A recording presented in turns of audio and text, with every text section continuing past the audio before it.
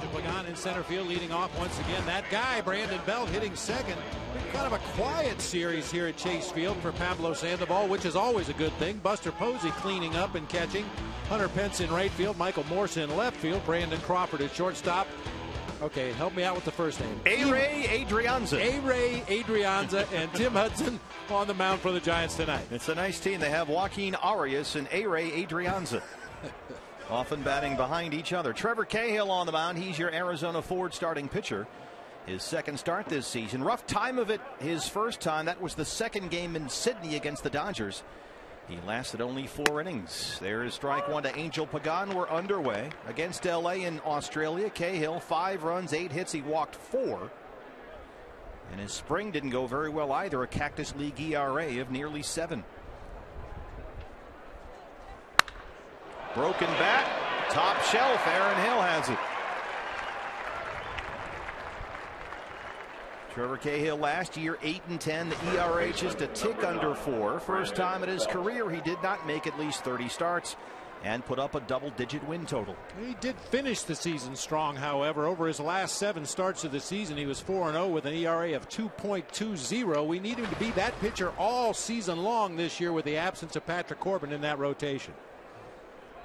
There you go. You see how well he finished. Last 7 appearances, a 2.20 ERA. Of course, that includes the win in that 18-inning game at Philadelphia when he came in relief and was outstanding on 2 days rest. And the shift is on for Brandon Belt, still trying to figure him out. 5 for 9 with 2 home runs in the series so far.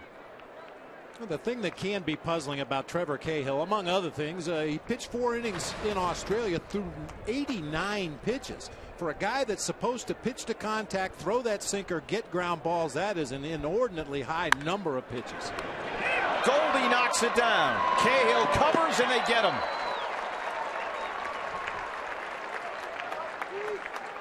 Paul Goldschmidt displaying that gold glove at first base.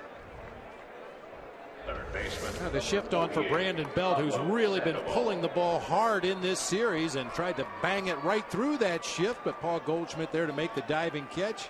Leads Cahill to the bag. A little bit of acrobatics as he got to the base, but manages to get the foot on there ahead of Brandon Belt for the out. And you saw how quickly Trevor got out of the way there. You'll recall it was on a very similar play in spring training that he jammed his knee and limped off the field. So far so good. 2 up, 2 down. Here is Pablo Sandoval.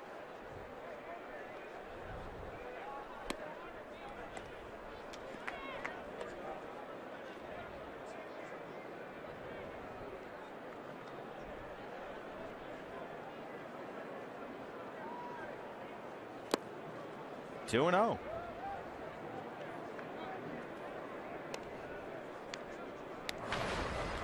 The Panda last year 278. 13 of those 14 homers coming from the left-hand side of the plate. That's where all his power is.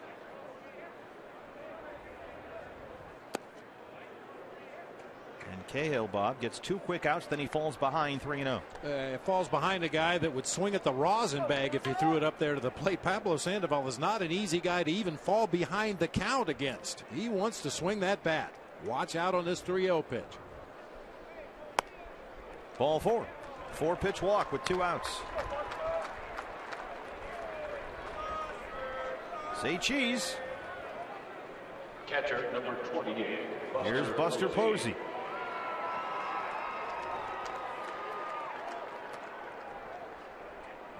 Last year 294, 15 home runs. Most of those in the first half. Buster Posey really wore down. Only 2 homers after the All-Star break last year. There's a strike. In fact, Bruce Bochy, just 4 games into the season, says he will rest Buster Posey tomorrow. Hector Sanchez will catch for the Giants. That's the afternoon game here. Sanchez had a good spring, hit .320, couple of home runs. Base hit into left. Should have rested him tonight. Your mid-first bank defensive lineup for the Diamondbacks behind Trevor Cahill tonight. A couple of changes for Kirk Gibson tonight. We got Mark Trumbo in left field once again. Gerardo Parra in right. Tony Campana getting the nod out in center field tonight. Martin Prado and Cliff Pennington on the left side of the infield, while Aaron Hill and Paul Goldschmidt will man the right side. Miguel Montero off to a good start behind the plate for right-hander Trevor Cahill. A look behind Gerardo Parra. You can see Gerardo's jersey there blowing. It is windy, breezy here, and chilly. How quickly we get spoiled in the valley. Hunter Pence. It's all relative. It is. 60 down here feels like 30 everywhere else. Watching shots of the White Sox and Twins playing on the south side of Chicago, it looked like a Bears game. He gets spoiled fast. Hunter Pence still looking for his first hit this season, 0 for 8 so far. There you go. She came prepared.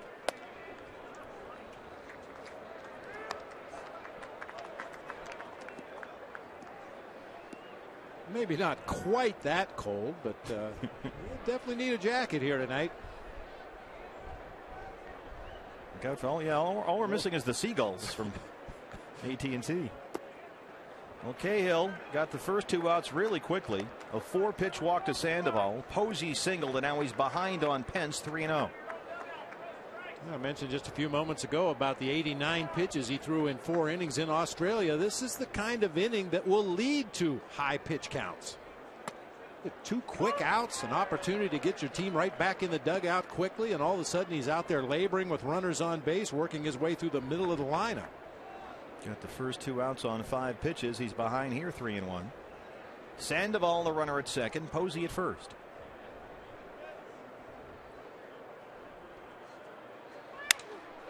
Lifted in the air, shallow left, Trumbo coming in. Long run for Mark, and there it is. Tracks it down, and that's the inning. The Diamondbacks' new left fielder ends the top of the first. Giants strand 2. When we come back, CenturyLink, your link to what's next. Paul Goldschmidt tries to extend his hitting streak to 24.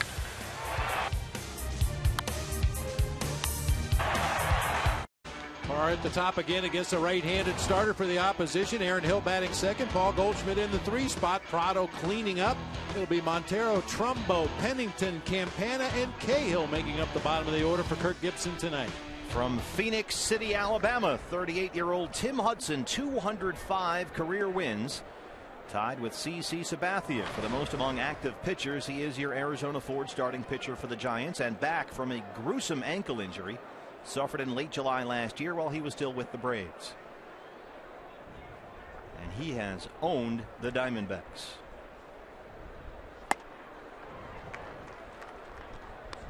Hudson said he did not want that picture of the injury and being carted off the field to be the end for him, and so he's back now with the Giants to start his 16th season in the big leagues, and he'll work to Parra, who so far for the season is 5 for 14, his numbers from last year. And because of that ankle injury, he wasn't able to participate in spring training the way he's used to. His normal routine of getting ready for a regular season took him a little bit longer to get his pitches honed into that strike zone, took him a little bit longer to get his legs in shape. Actually, his 4th start of spring training, I was talking to Mike Kruka, the TV analyst for the Giants side, and said in his 4th start in spring training he was scheduled to go 80 pitches. But his command was off. He was just missing the corners with the slider, just missing the corners with the sinker. So he asked manager Bruce Bochy, can I go back out? I feel like I'm really close. Went back out for the next inning, found the slider, found the sinker, and finished up spring training very strong. Adrianza throws out Parra, 1 away. Mid-first bank defense behind Tim Hudson tonight, and of course Hudson, that ground ball sinker ball pitcher. Defense is important. Yeah, especially on the infield. It'll be Morse, Pagan, and Pence left to right across the outfield tonight. Sandoval and Crawford on the left side of the infield. Adrianza and Belt on the right side. Buster Posey before a supposed day off tomorrow behind the plate for right-hander Tim Hudson. And A-Ray Adrianza, our first look at him at second base for the Giants. We've seen Joaquin Arias, or I should say Arias, up until this point. Some debris blown out there on the field. Windy here tonight. Michael Morse adjusting his equipment out there. Now we're set to go with Aaron Hill at 291 from last year.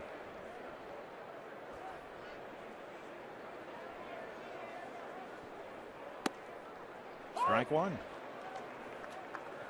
Funny what you were talking about. Bob Hudson did admit this spring, because of that awful ankle injury suffered last year, that he was behind where he usually was in terms of getting ready physically this time of year. So there was an adjustment for him, but he kind of joked and added, on the other hand, I've never been this old before either. So this is somewhat uncharted territory. He's 38 and he'll turn 39 in July. That's funny. You talk to those guys that are in their mid to late 30s, sometimes even into their early 40s now, playing in the major leagues, and almost to a man they'll tell you they work harder now than they ever did in their career to get ready to start the grind of a long season. Takes more to just meet the standard physically. Well, yeah, especially for a guy like Tim Hudson, who's been so good for so long. He sets the bar very high for himself, and he knows where he has to be when he leaves spring training. This was Tim Hudson. We caution you, this video is a little graphic, but we want to give you a visual picture of what he's coming back from. Eric Young Jr. stepped on the ankle late July last year, and that was Tim Hudson's season right there.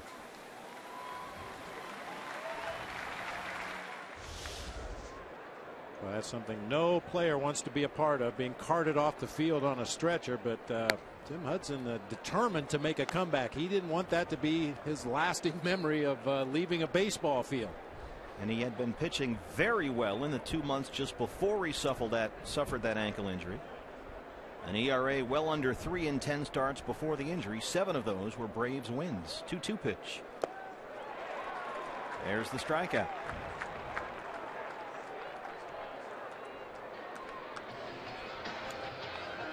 First baseman.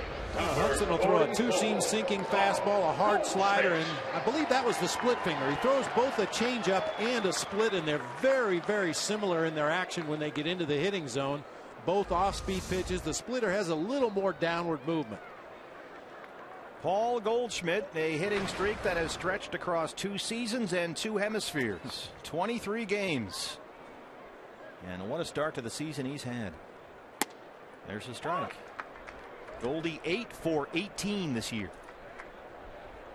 23 games, one shy of Tony Womack's mark of 24, which is the second longest in Diamondbacks history. The record is 30. Gonzo did that in 1999. Hudson quickly ahead here, 0-2.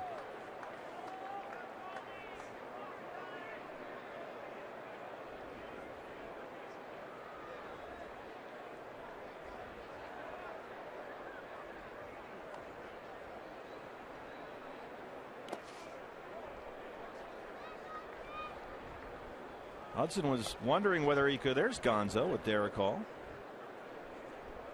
Watching his record, he's probably getting a little nervous. Telling you, he's taking batting practice. Ready to make a comeback if necessary.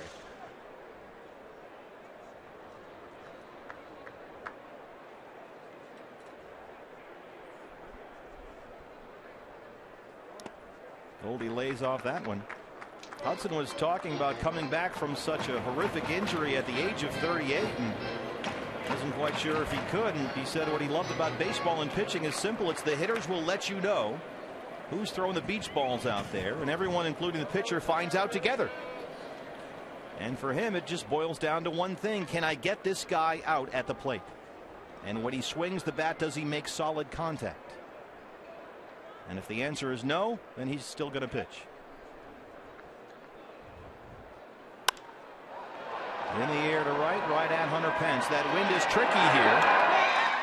And Pence tracks it down. A 1-2-3 first for Tim Hudson. We are through one at Chase Field. No score on Fox Sports. The keys for success for Trevor Cahill is to be able to command his pitches, especially that two-seam sinker. If he does that, he'll be much more efficient and be able to work deeper into the ballgame.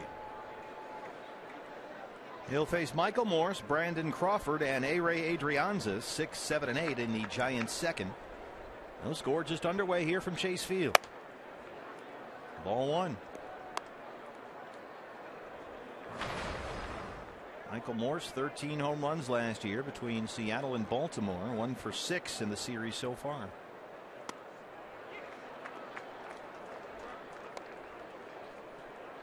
Trevor Cahill was an outstanding student. Took advanced placement classes in high school. Actually graduated with a 4.6 GPA.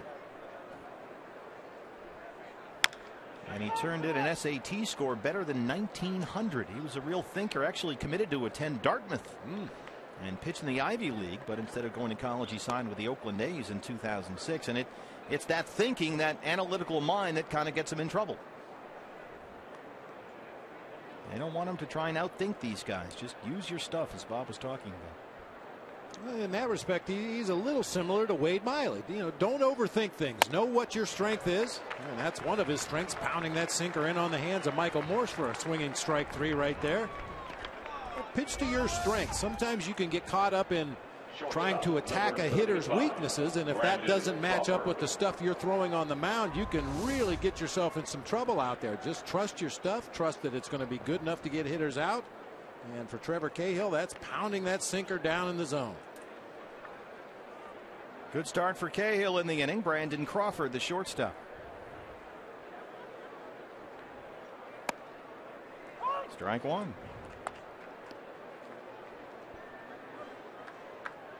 Last season, Crawford hit exactly what he hit in 2012, which was a .248 batting average. And in nearly the same number of games, 9 homers, 43 RBIs. He did not go, says Eric Cooper at third.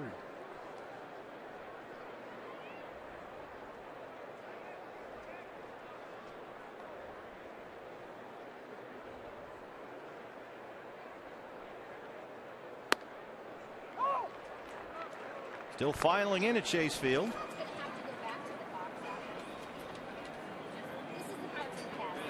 Everybody's bundled up out there.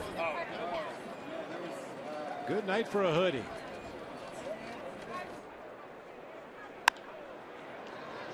Along the line in left and drifting out of play. That's in the seats. Well, Mark Trumbo did a nice job, Bob, of tracking that fly ball down to win that last giant inning there. I was just going to say that. You mentioned it on the fly ball that Paul Goldschmidt hit out to Hunter Pence. Though the wind is swirling around in here. We can feel it up here in the press box. You watch the players on the field. You see the wind flapping their pant legs or shirt sleeves. You're going to do some funny things out there tonight. You got to keep your eye on the ball and run on the balls of your feet. Temperatures tonight could get below 60. Now, if you're watching on your computer or the package in Chicago or Minnesota, please forgive us. But this is Arctic for us here in Phoenix. Stock up on firewood. 2-2. It's a dry cold. There, see? Aaron's from California. He's cold too. And that's from a guy that used to play in Toronto. Well, from the looks of the weather reports for Denver this weekend, this is a picnic. Oh, I'm telling you, play 2 in weather like this. We are going from here to Denver and then to San Francisco for a 6-game road trip. And we'll see more of this. 70s during the day in San Francisco, but probably teens at night. And some breeze and some moist ocean air. Yeah. Some angry seagulls. 3-2 misses, and he draws the 1-out walk. Second walk of the game issued by Cahill, and that's something that has to improve. He threw 4 innings, as we mentioned, in his first start this year against the Dodgers in Sydney, and walked 4. And he's walked 2 now through 1 1/3 here. Brings up A-Ray Adrianza.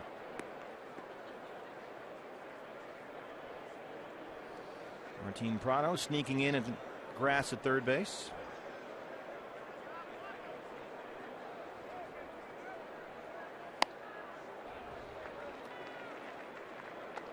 Adrianza last season just 9 big league games for the Giants, .222 with a home run. Last year split his time between AA and AAA. Played 45 games at Fresno and hit .310. Off the glove of Goldie at first. Still have time and have to hurry, and they get him at first. Nice job there by Trevor Cahill to get to the bag as Crawford advances. Adrianza can run, and that was close. That was a nice play by Trevor Cahill. A lot of times when you see one of your defenders knock the ball down, you have a tendency to stop and watch the rest of the play. But Trevor continued on to first base.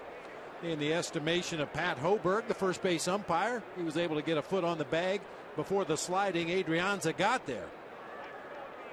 A nice play by Goldie just to stay with that ball, too. Never quit on a play. Appeared to get the call right. Just got that foot down before the hand got to the bag. Ball 1 to Hudson. And Hudson's a hitter. Yes, he is. He played at Auburn. He's an Auburn Tiger, and he can swing the bat a little bit. He broke the single season RBI record of Hall of Famer elect Frank Thomas down at Auburn, so he can swing it.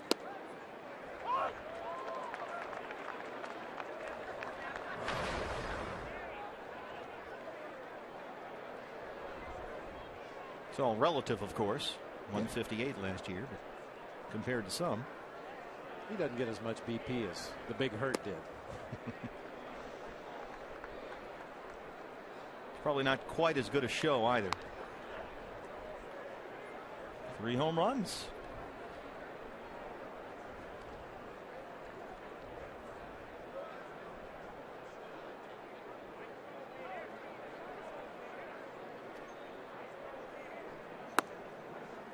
Two and 2. Oh, that's big dogs, and that's where all the action is here. This has become a thing, as they say in the business. You may have read about it today on the interweb. The Diamondbacks' brand new D-Bat dogs. And that, of course, is the 18-inch corn dog stuffed with cheddar cheese, jalapeno, and bacon. You can buy it at Big Dogs right there at Chase Field. $25 a piece, comes with a side of fries. And they have been a sensation. Yes, they are selling out. 3 and 2 now. There's the strikeout. Second in the inning for Cahill. And they strand Crawford at second. When we come back here from Chase Field, the red hot Miguel Montero just underway. No score against the Giants. Martin Prado, Miguel Montero, Mark Trumbo 4, 5, and 6 against Tim Hudson.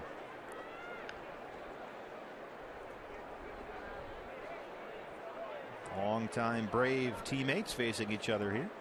A little respectful nod from Martin Prado out to Tim Hudson on the mound.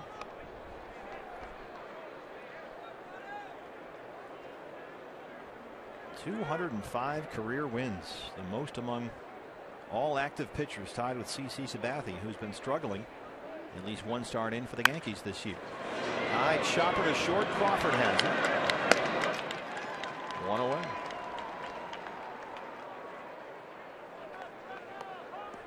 That was bouncing up there. Catcher number 26. Miggy time. Miguel Montero.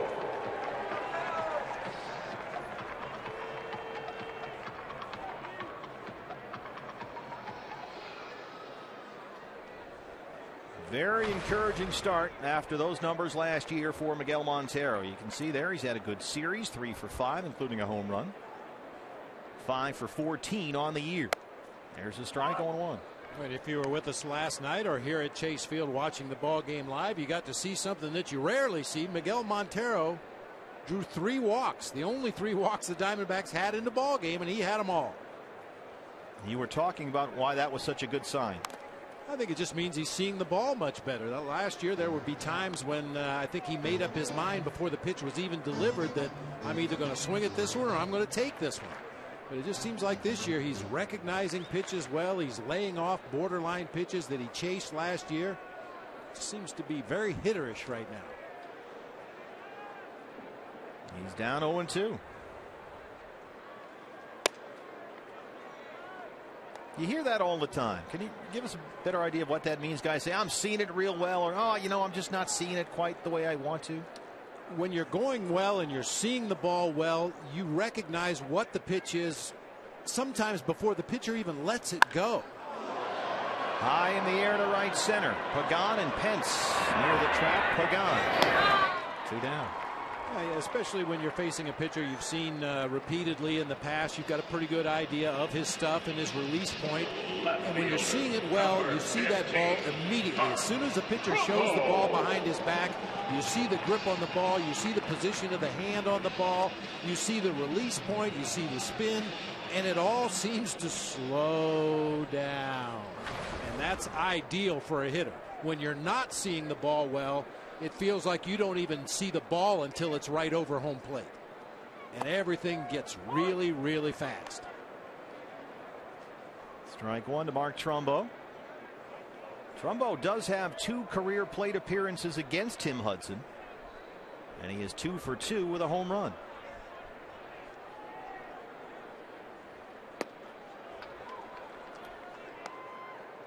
That's the thing about Tim Hudson, too. I mean, obviously, throughout his career, he's had great stuff. He knows what to do with that stuff, but he never pitches in patterns. He may start you with the changeup, finish you with the sinker. He may start you with the sinker, finish you with the slider. He'll throw any pitch in any count to any hitter. Went down and away there, but missed. It's 1-2. And you know he has to enjoy working with Buster Posey back there. What a combination this is. I mean, Buster Posey, one of the more unique players to come to the major leagues in a long time. When you come up from the minor leagues and you're immediately inserted into the 4-hole in the lineup, catching a great pitching staff, that tells you what they think of your present and future. That's 3 ground ball outs. But they ran out on opening day. You know that it's 18 inches of hot dog. You got bacon in there. You got cheddar cheese. You got jalapenos. Then they roll it all together like a cornmeal. Then they fry it.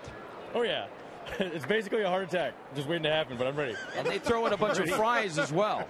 I heard the fries. Now, you look like you're an athletic guy, you know, so is this part of your training regimen? Not really. I haven't eaten all day. I knew I was going to tackle it today, so I haven't eeten in preparation for this. Now, I guess the other question, you have friends with you. Is this just for you, or will you share this? This is just for me. Just you. Yep. $25, and you're gonna wolf it all down. Oh, yeah. So go ahead. I'm going to hold this for you. And if you want to take a bite, fire away, man. It's the step up to the plate. Let's do this. Step to the plate. Good Lord. Can we get him a forklift? Oh, my. Now, I don't want you to drop that. It's the last one. Oh, Joe. What's your review? He says thumbs up, guys. He hasn't eaten all day. He might not eat the rest of the week.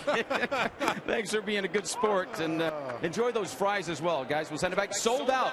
So, and that's the thing. They're hoping for this when the D-backs head on the road that they can restock, because they're quite frankly shocked that people have taken to the D-bat dog as well as they have. Well, Brad, this has become, as we mentioned earlier, a national story. Darren Norvell wrote about the D-bat dog today at ESPN.com. Business has been so brisk, they are running out. Yeah, and so they're offering. I know one had a big, like a Sunday in an actual batting helmet. So people are hungry at ballparks. Now we got the lowdown on what it say. There he goes. There goes. Oh, staggering off into the distance. 2-1 to Brandon Belt. As Brad mentioned, they sold 300 on opening night, and they had to turn people away last night due to short supply. And what they have to do is they have to get them ready. So they make 100 for tonight. They got another 100 ready to go tomorrow. And we're told they will restock before the next homestand, because the deal is each one takes 2 days to make. They have to be hollowed out and prepared, and then they have to be stuffed. And then the person that buys it gets stuffed, and they stagger back to their seat. But they have become a sensation. We'll have to keep an eye on that young man. Right field, Gerardo Parra. All right, let's monitor Joe's progress. Well, no, we've actually found another D-back. We've given up on Joe already. To find one as well, you know, because they're sold out. So you got to feel not only proud but lucky as well. This, I believe, was the last one. They told you that. And we're from Michigan, so we had to come to Arizona to get one of these. How about that? So this is when you think of desert cuisine, Arizona cuisine, you think of something like this. Oh, most definitely. And your name, are you part of this endeavor here? Actually, our son ordered this, and he's waiting down there on third base line. It took us like 20 minutes to get it. So he'll be very happy that we get down there with it. Well, enjoy and share that, because it's enough to go around, I think. I think it is. We'll share a bit. All right. So much. Take care. Now, I don't know, partner. I can see a black market in scalping deep bat dogs here. Yeah, you know, get one of those and put it on eBay. I don't know. It's StubHub. It may work. Just knock on that door that's unmarked. Tell them BB sent you.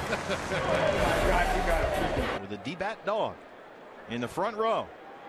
We'll keep an eye on that young man. Medical attention standing by. Here's the strike to Cliff Pennington getting the start at shortstop tonight. Here's my guy Joe. Met Joe a couple of times at Salt River this spring. He's ripping it apart like a Viking. Does it come with utensils? Apparently not. We're tracking. We're going to follow the D-bat dog from start to finish. He's dipping. Oh,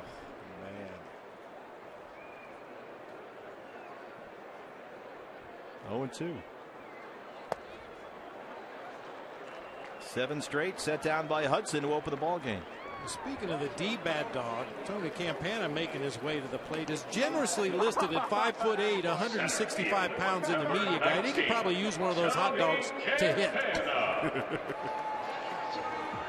It's all right, just keep it on the ground and run it out. Wow. Tony getting his first start tonight in center field. And I think part of the reason Tony's getting the start tonight is because Tim Hudson's on the mound, ground ball pitcher. Tony Campana is a guy, as we've talked throughout spring training and last season, you want him to hit the ball on the ground. This could be a good matchup for him. This is you see Pablo Sandoval in at third. This is the hard part about being a manager, Bob. You got A.J. Pollock, who had that really rough start to the season. Had the big night last night. Chris Owings has been hitting everything so far. But you got to get other guys in there too, so that means guys like Pollock and Owings just sit occasionally. It's a tricky call, isn't it? It really can be. I mean, obviously AJ felt really good about his performance last night, helping the team win a big game. But you got to look at the big picture. You know, early in the season, I call it the March Madness syndrome. You know, it's win or go home. But then you start the baseball season, and you've got 162 of these to grind your way through. And I think fans and players and managers and coaches, everybody just needs to take a deep breath and relax it. Everybody's going to get playing time. Everybody's going to get at bats. And just because a guy that had 3 hits yesterday finds himself on the bench today, well, that's the way it's going to go from time to time because of the matchups. So Chris Owings, a spectator today, along with A.J. Pollock. 3-1 to Campana. You know, for younger players like Chris Owings, a day on the bench can actually be very productive. You know, you sit there with other veteran players, sit next to Eric Chavez, maybe even sit next to some of the pitchers, pick their brains a little bit. What would you throw to me in this situation? That is on the ground. Adrianza has it from the right field grass. 2 down. Got a shot of Cody Ross in the dugout. Cody's been taking batting practice here every day. And when the Diamondbacks hit the road after tomorrow's ball game, Cody will start getting some minor league at-bats.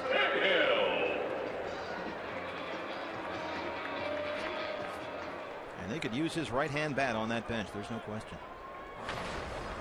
Trevor Cahill, 4 hits last year.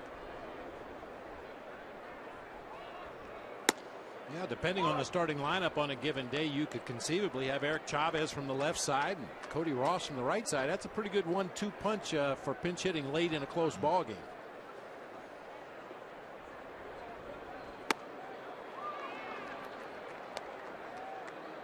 Hey, remember the game in Sydney, the opener against Clayton Kershaw. The Diamondbacks needed a pinch hitter midway through the ball game, and Didi Gregorius had to go in there and pinch hit against the lefty Kershaw.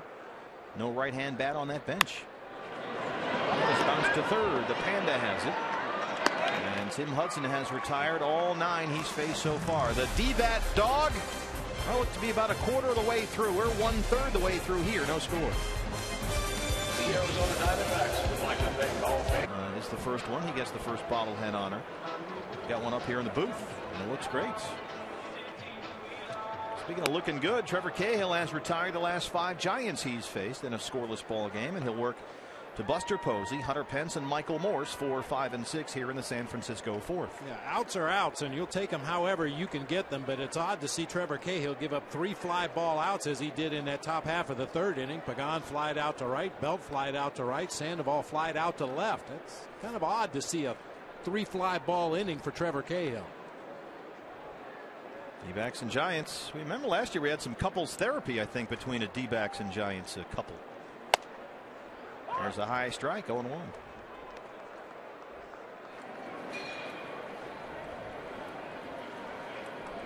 The darkness. That's Sid Finch. Is he making a comeback? Well, April 1st was yesterday. The curious case of Sid Finch. 1-1 to Posey.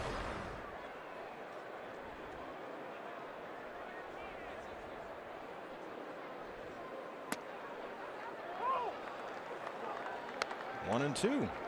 That's the call from plate umpire Chris Guccione, who had a busy night last night at first base.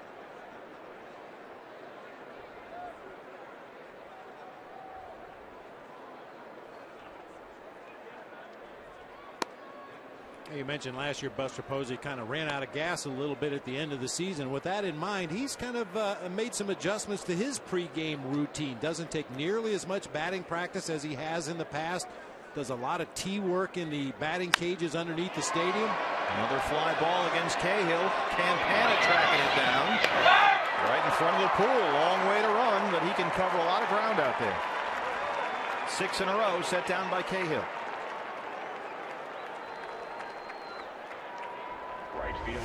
Tony Campana is one outfielder along with A.J. Pollock that really liked the bigger ballparks. You could clearly see him calling off right fielder Gerardo Parr as he got out near that pool area in right center field. Those guys that can run fast like big outfields. They like to showcase those legs. The view from the pool. Hunter Pence.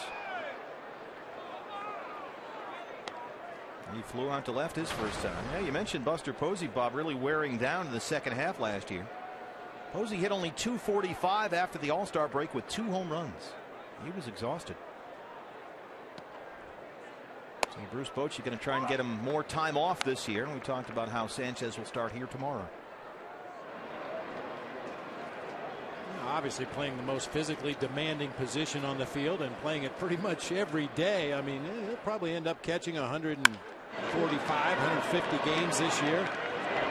Right to Pennington at short, 2 down.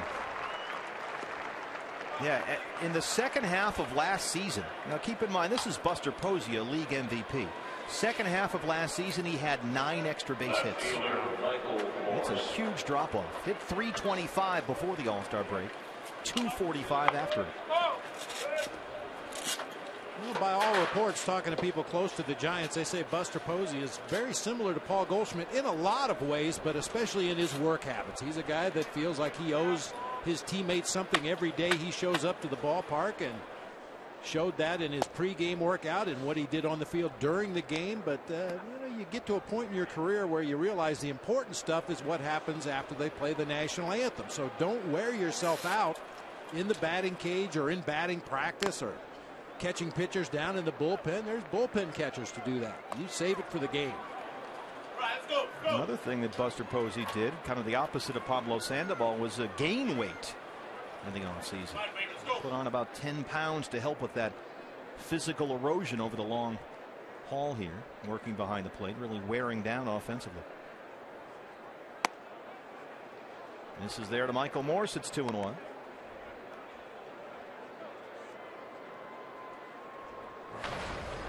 Morse struck out his first time.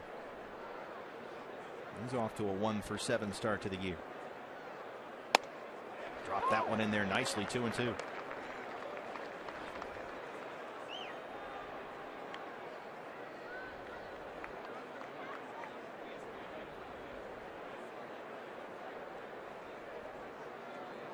Big loopy breaking ball there and a 2-1 count. Bounce to short. Pennington.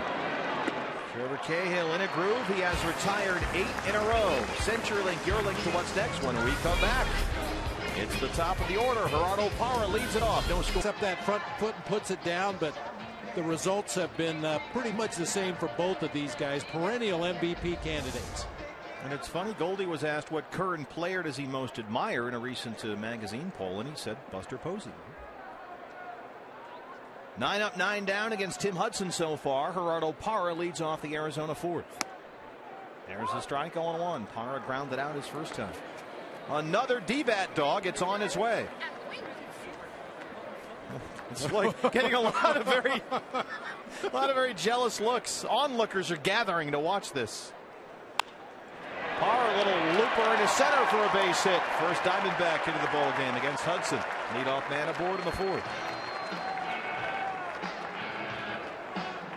Gerardo Parra finally breaks the seal on Tim Hudson here tonight. Let's see now, putting Huddy into the stretch. A lot of times a pitcher will get very comfortable in that windup with nobody on base.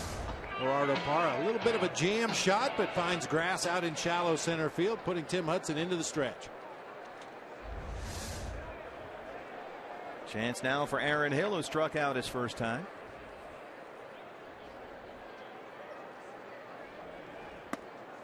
Each team with a base hit. The Giants have left 3 so far.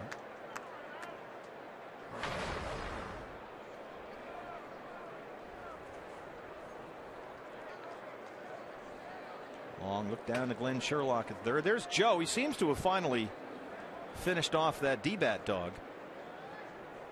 The Michiganders still working. They're not even halfway through over there.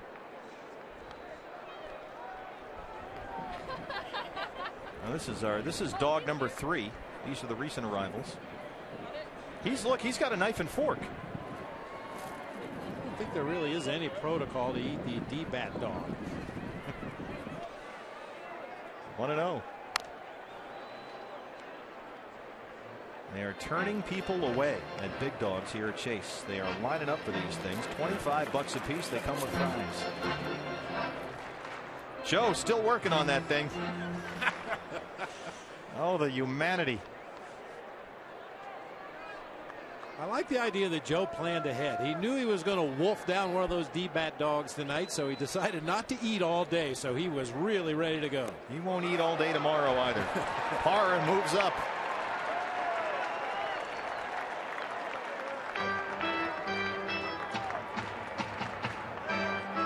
Well, when Tim Hudson's on the mound, very similar to Trevor Cahill, you know there's going to be some pitches in the dirt.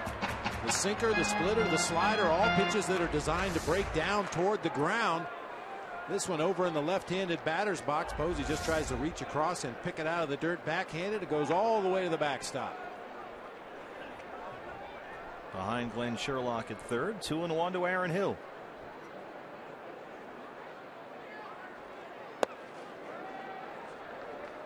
I tell you, as a catcher, there are days when you show up at the ballpark and you know who the starting pitcher is going to be, and you never really have an off day behind the plate, but some guys have such good command and control. They rarely throw the ball in the dirt. They're always around their spots, and it almost feels like a day off behind the plate. Then you have other days catching Tim Hudson, Trevor Cahill, guys that throw a lot of sinkers and splitters as that one's grounded to third, and you know you're going to have a full evening's work back there behind the plate. Here's Goldie. First baseman, Paul Goldschmidt. Paul Goldschmidt flied out to right his first time, trying to extend his 23-game hit streak and tie Tony Womack for the second longest streak in D-backs history. And that's how they will defend Paul Goldschmidt, with Parra on second and 1 out.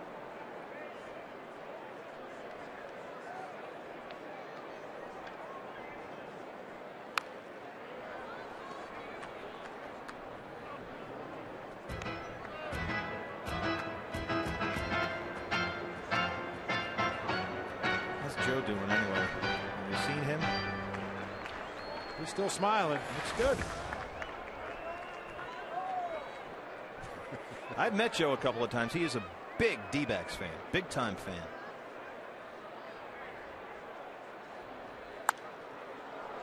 Oh, 2.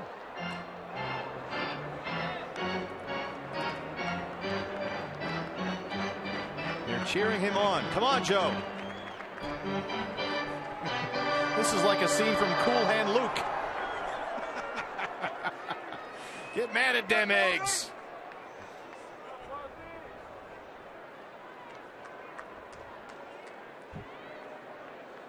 0-2 to Goldie.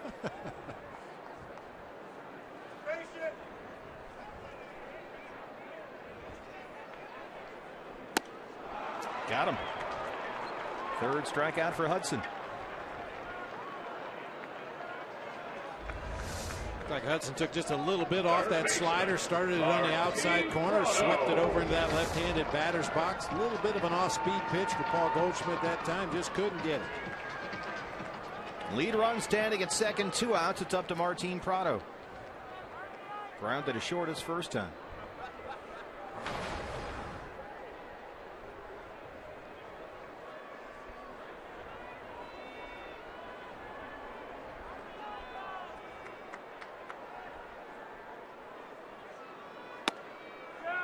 Strike one.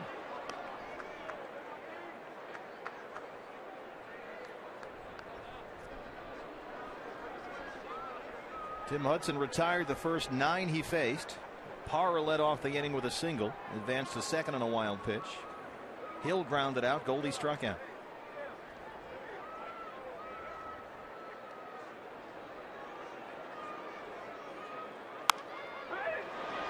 That's out of play.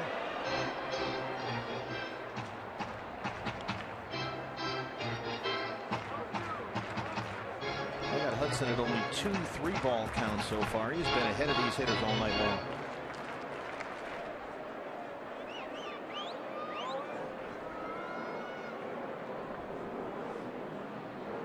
.49 pitches, 36 for strikes.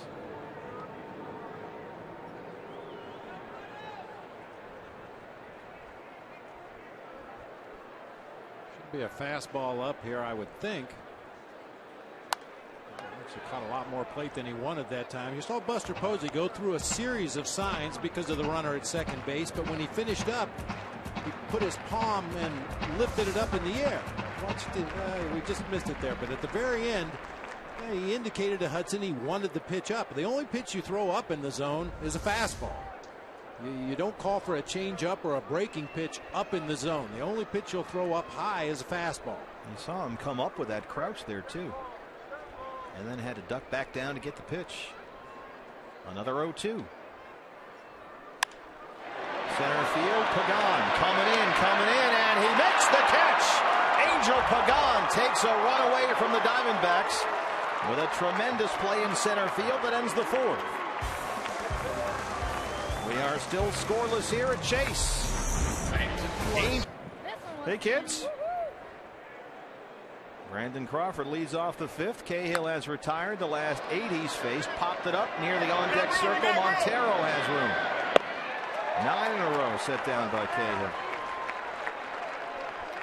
That swirling wind may have actually helped Miguel Montero that time. It looked like that ball was headed for the expensive seats over there on the third base side, but kind of blew right back into play. Miggy right there.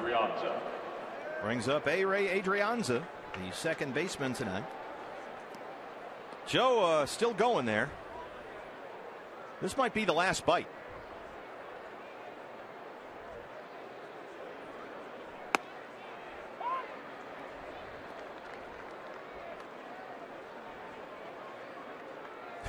He seems to be none the worse for wear, at least to this point.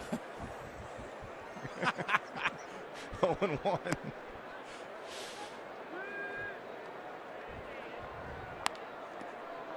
If he finishes the fries, he gets an honorary contract. Did it take him a half hour? We timed him in the truck. Took Joe 30 minutes to eat a $25 hot dog. So it's probably like $1 a minute. So for value, I mean, you can't beat that.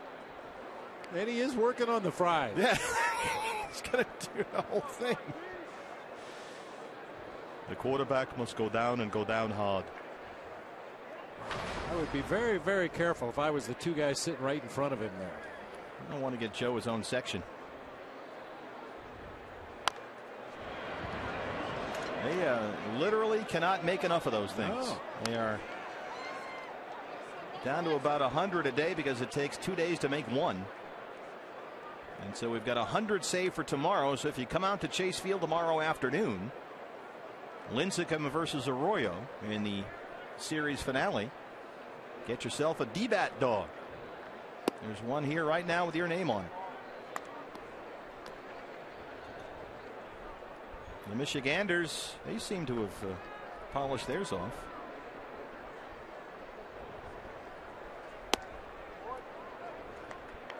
Three and two to Adrianza. Tim Hudson is on deck.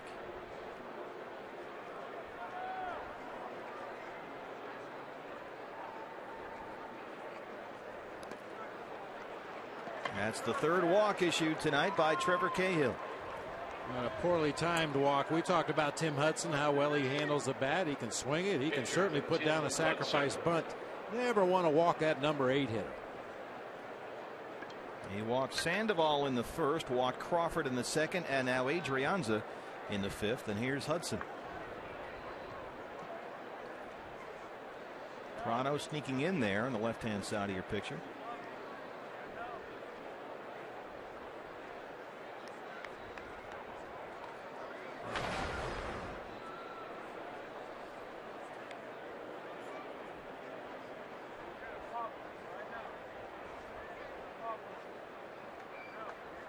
Adrianza takes off. Goldie coming in. He's got no play. Adrianza running on the pitch, advances to second with 2 down.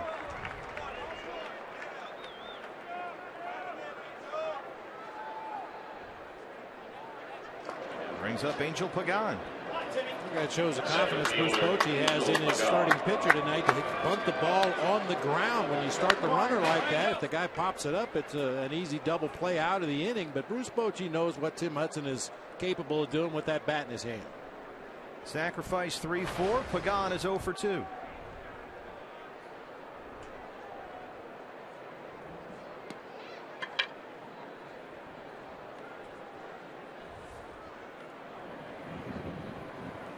View from the pool where they're bundled up out there.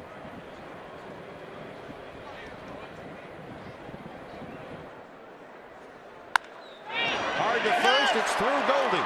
They wave Adrianza. Here comes Parra. Here's the throw.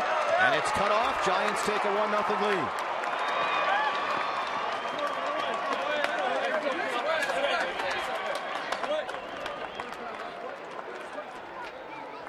He walks the 8-hole hitter, and it's a 1-0 San Francisco lead.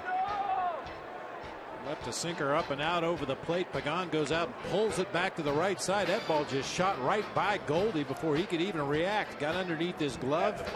Parra realized there was no play at the plate on Adrianza. Just lobbed it back into the cutoff man. Just the second hit for the Giants. And here's Brandon Belt.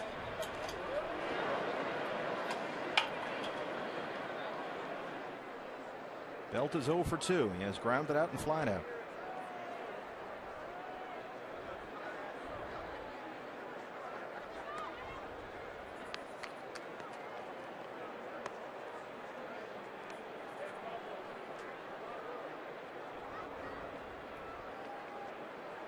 A lot of room in left center.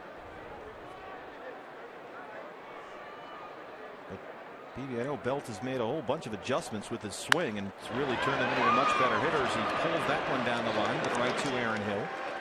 And that's the inning. But the Giants get a walk and a single. They take a 1-0 lead. D-bat dog as Miguel Montero leads off the fifth against Tim Hudson. Wash it down with the best value in sports. The Chase Field value item, the $4 beer.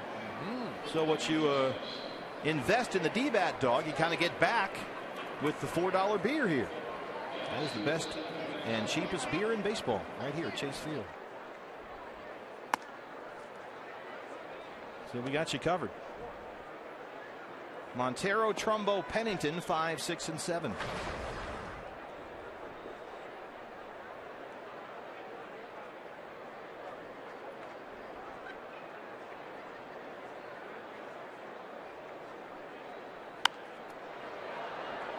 The D-bat dog may give a whole new twist to that whole Coney Island 4th of July deal.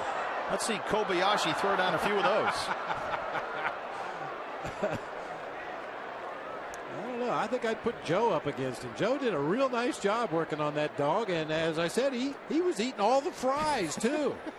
Well, it's a growing boy. 2-1. High in the air to left center. Pagan calls off Morse.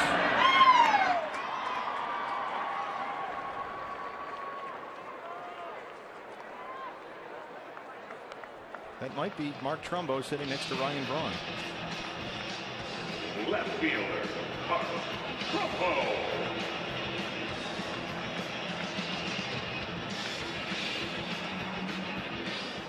I see a little similarity there. Yeah. I bet the guy on the right can hit him a lot further than the other guy. Be nice to see one right here, touch it off in front of the home fans. It's funny, A.J. Pollock was one of the first to find out about Mark Trumbo's new power. A.J. said he was, out working out at Salt River this spring, admiring the length of Trumbo's homers during batting practice, and they heard it hit a car, and A.J. said, it hit a car. Got out there, guess what? It was his car. Oh, that's karma. Brand new Jeep. Trumbo Ooh. nailed it. And the funny thing was, A.J. thought he had parked far enough away to be safe, but turns out with Trumbo, you're never safe. So now A.J. during spring says he parks on the whole other side of the lot just to be doubly safe that Trumbo's not going to hit his car. 0-1. Towards second. Adrianza behind the bag. Takes a base hit away. They had him well positioned that time. Yeah, from what we've seen from Trumbo, you better park over at the pavilions if you don't want to get your car hit with a home run ball. You can see Adrianza cheating up the middle. Not unusual with Mark Trumbo. He does hit the ball all over the field, but normally when he hits it on the ground, he's going to pull it to the left side. That time Adrianza cheating up the middle, right in the right spot. Cliff Pennington struck out his first time. So far, just one base runner against Tim Hudson. That was the Parris single to lead off the fourth. Souvenir time.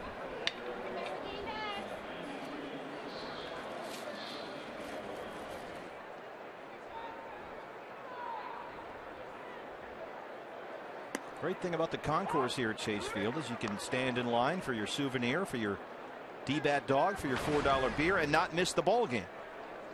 A lot of old ballparks, you got to go underneath. San Diego, Petco Park, you want food, you got to actually leave the playing area. You can't see the game, but not here at Chase.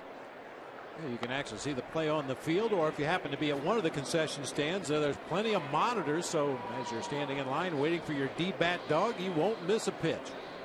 Or for the medical attention afterwards. 2-1. Do they have a $4 Alka-Seltzer down there anywhere? It should come with it, shouldn't it? You get fries. Rarely does it happen where you say we can't make enough of them. But that's happened with the D-Bat dog. It has become a national sensation.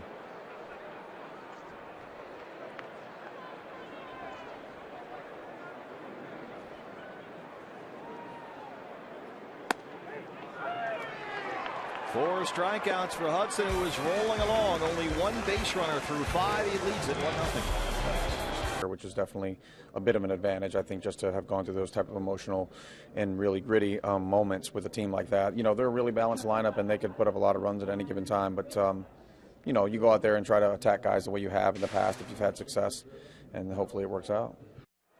Bronson Arroyo with our Geico quote of the game. Tomorrow night he makes his D-Backs and Chase Field debut. Only a couple of starts in spring training, guys. Had a bad back, had an MRI, and they discovered a bulging disc, but he had an epidural. And really he's had a lot of high praise for this training staff led by Ken Crenshaw in terms of getting him back out on the field. In fact, while we did that interview, more of that tomorrow in the pregame show, he had a big heat pack on his back, but he says he feels great, anxious to go out and show his stuff. He's been, over the last 9 years, one of the best in the game in terms of quality and consistency. That's right, Brad. 30 starts, 200 innings, mark it down, never on the DL. Not one time. It has to be such a strange sensation for Bronson Arroyo, a guy that only goes into the training room to talk to his teammates that are getting treatments. And I don't even believe he uses ice after his starts. He's one of the rare pitchers that doesn't put an ice bag on his shoulder and his elbow after the game. So this is uncharted territory for him. Big swing and foul ball there by Pablo Sandoval. Well, chilly here, as we mentioned, so the real long lines are, now that the D-Bat dogs have all been sold out, is for coffee. Folks trying to warm up.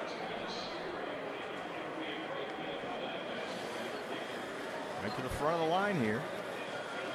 This is a little bit, it's got an AT&T Park feel to it here tonight.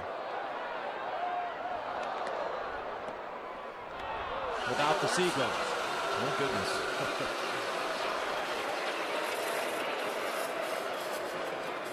I'll take a half-calf decaf. Frappa something. Paul Goldschmidt busy down there at first. One away in the sixth.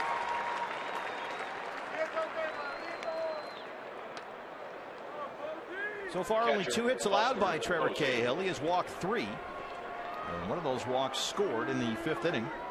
Adrianza walked with 1 out. Was sacrificed to second, scored on a Pagan single, and that's been all the offense. Diamondbacks have only 1 base runner, a Parra single to lead off the 4th. Here's Posey 1 for 2.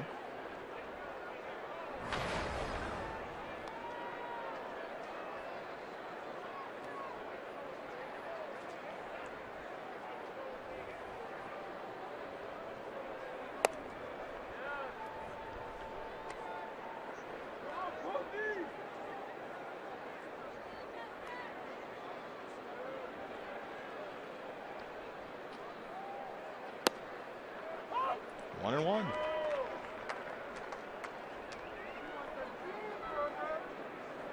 It's been a good pitch for Trevor tonight, getting back into counts, just rolling that breaking ball up there in the middle of the strike zone. Posey bangs that one right back up the middle. Just the 3rd giant hit. Posey has 2 of them. Hey fans, we invite you to play Kachinko by signing up at one of the 16 interactive kiosks right here at Chase Field during any Arizona Diamondbacks regular season home game. Long lines for the coffee. Bundled up.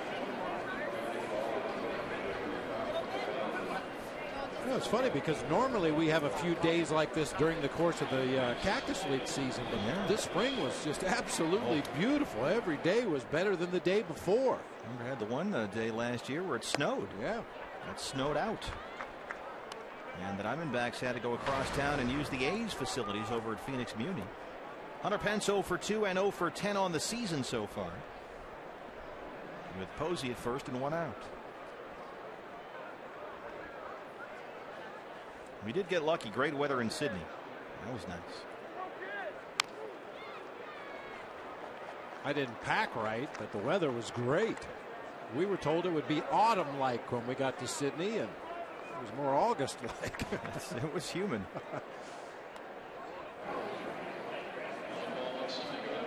In addition to the souvenirs, you can get yourself some memorabilia. The Randall Delgado jersey, Patrick Corbin.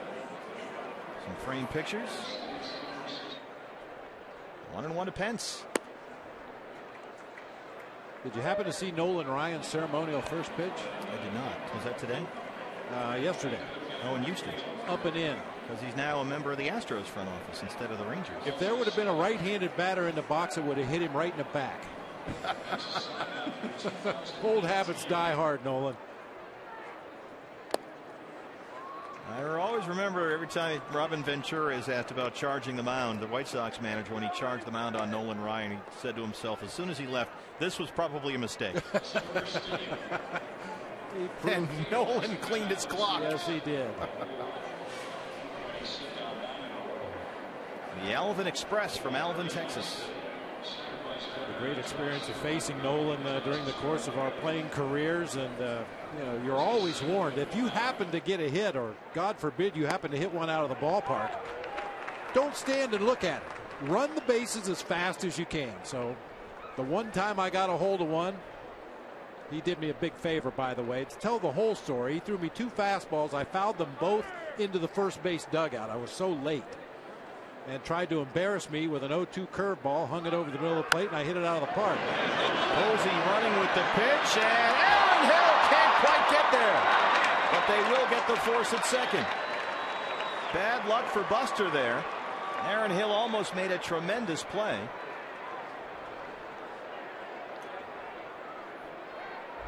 Left fielder. A tough play for a base runner. I mean, you'd like to think that that ball's going to be caught, so you retreat back to first base. But then the ball trickles out of the glove. Aaron Hill knows he's got plenty of time now to get the force play at second. A nice effort. He really hit the ground hard, and I talk about it all the time. That second base glove is not nearly as big as the other infielders or the outfield glove. There's not much of a pocket in it. Occasionally on a play like that, the ball's just going to pop right out. Score that a fielder's choice. Posey out 4-6, 2 outs now, and here's Michael Morse.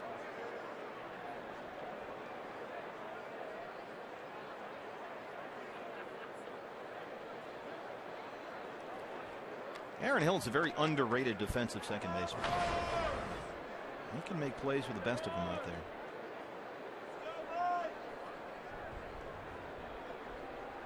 That's not an accident.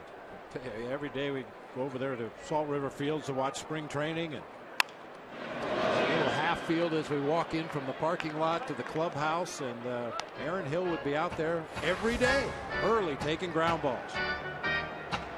So what happened to that hanging curveball that Nolan sent you? I launched it. I satellited him to left field and sprinted around the bases. Didn't want to make eye contact with him. Didn't even want to look up.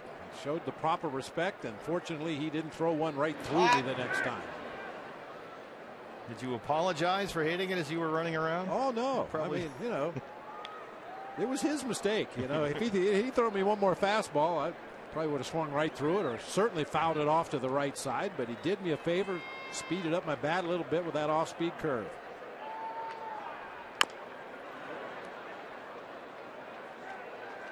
Now, that was another very enlightening experience too, walking out of the Astrodome after a Nolan Ryan start for the Astros, probably a good hour and a half, maybe 2 hours after the game, and you could hear iron clanking in the weight room. And there's Nolan Ryan all by himself, gray t-shirt just soaked with sweat, doing a workout that most guys don't even do in spring training. And it was the middle of a long baseball season in Houston, Texas. Campana came in, now backs up, and it's off the glove. Bad read by Campana in center. It carried over his head, and Pence will come all the way in and score. It's 2-0 Giants. Tony came in a few steps, realized that was hit harder than he thought, started backing up, and it was simply hit over his head.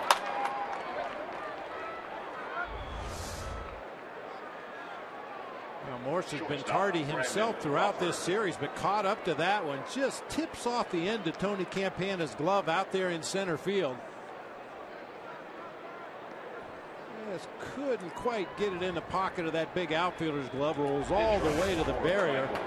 Hey, Bruce Bochy is probably happy for that exchange, getting Buster Posey off the bases and Hunter Pence on the bases on that ball that Aaron Hill dropped. Not so sure Buster scores from first base on that ball. So we get a pinch runner for Morse, who gets taken out usually after his third at bat of the ball game for defensive purposes, and Blanco will take over as the pinch runner at second. They score that a double and an RBI for Morse, and his night is over.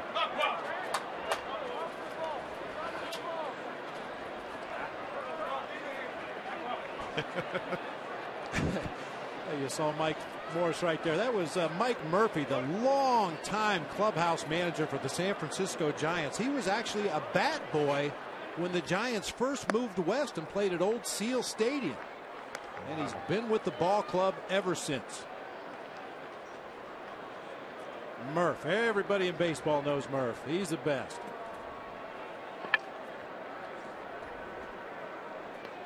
Oh, 0-2 on Brandon Crawford.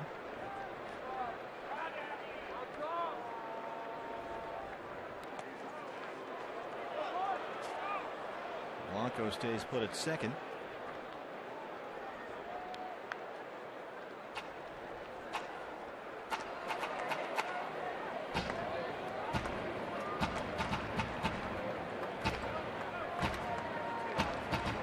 Sanderson Ford, Diamondback bullpen. The left-hander Joe Thatcher warming up. Joe was loosening up last night, but didn't come into the ball game.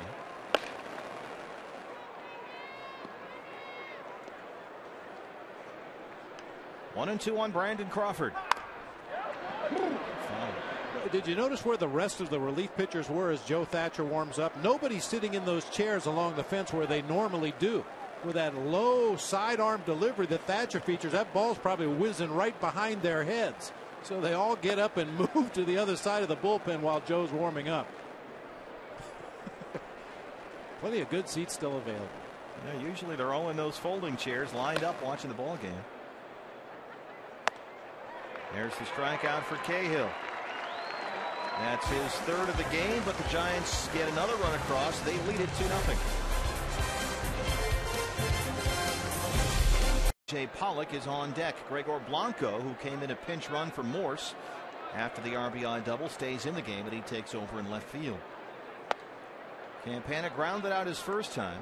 He's 0 for 1. D-backs only one base runner against Tim Hudson, who continues to dominate Arizona. There's A.J. Pollock. He will hit for Cahill. Campana slaps it to left, but Blanco's there, one away. Tell you what, Tim Hudson, through his years in Atlanta, has been outstanding against the Diamondbacks. 11 starts coming into tonight, a 7-1 record in those 11 starts, and a 2.18 ERA.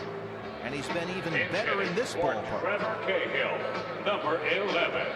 6 career starts here at Chase, 4-1, 1.87. Not very many opposing pitchers can say they enjoy coming to Phoenix and pitching at Chase Field. But for whatever reason, he is very comfortable here.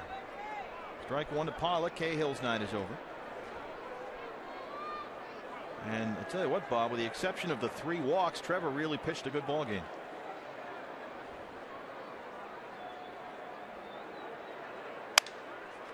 Backhanded by Sandoval at third. He can really throw it down there.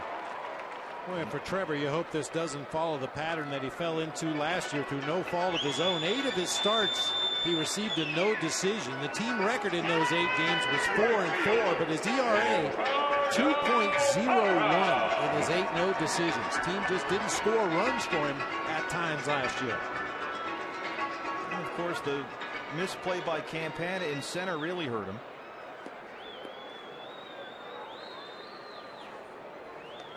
But you'll pretty much take that from Trevor every time out. Here's Parra, who's got the only hit tonight.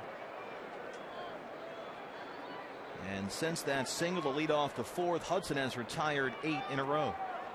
He retired the first 9 he faced. Hey fans, anytime the D-backs score 6 runs or more, Taco Bell is giving away 3 free tacos with the purchase of a large drink between 4 and 6 the following day at participating locations. Well, he has been tremendously efficient, Tim Hudson, tonight. 68 pitches now, 49 for strikes.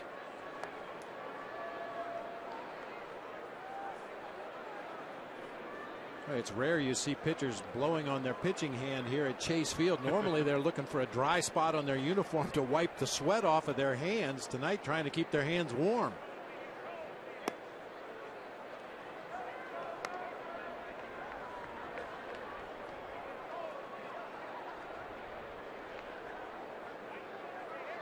It was a good signing for the Giants. They pounced on Hudson. They went after him. Immediately signed him actually before Thanksgiving. Gave him a 2-year, $23 million deal. Bunted up the line. Will it stay fair? Hang on.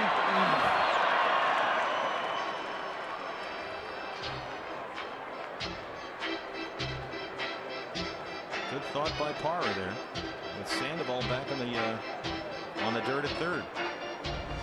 Not only playing deep, but playing off the line.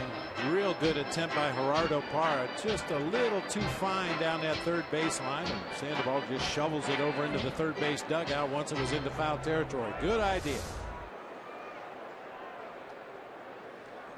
50-50 raffle time at Chase.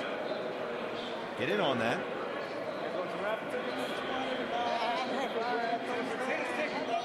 Two and two.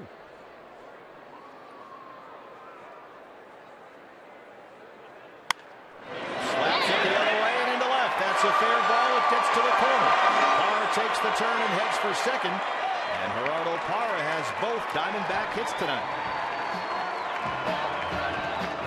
It's his second double this season. Well, when a left-handed hitter waits as long as Parra does on this pitch, he makes it look so easy. The ball just got deep into the hitting zone. Just flip the bat out there, drive that ball down into the left field corner for an easy extra base hit. And Parra's off to a 7 for 17 start to the season.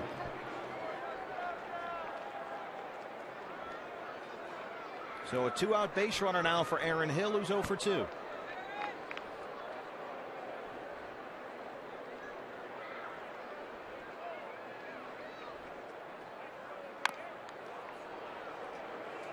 That one bit Buster Posey just a little bit.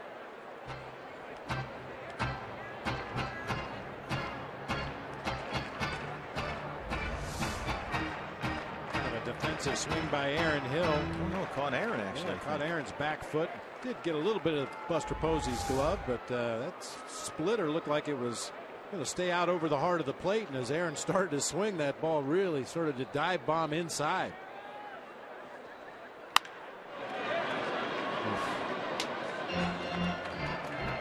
And Rosewoods pouncing on that one. Our Golden Glover down the left field line. Nick Roberson working right field today.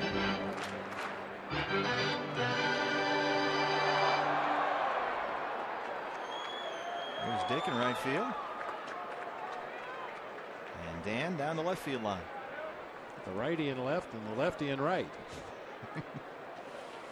And Sherlock responsible for the runner at second with 2 down.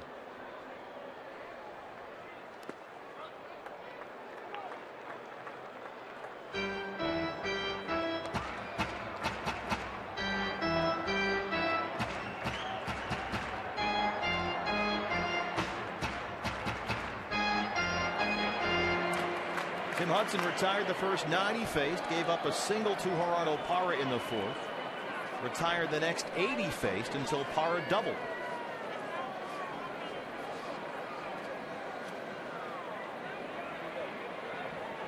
Trying to get the run home right here.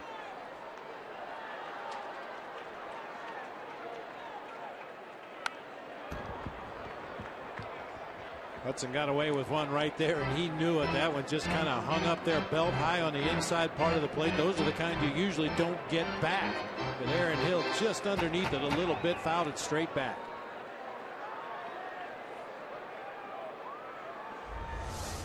Watch Hudson as he comes off the mound after this delivery. Oh, he knows he got away with one right there.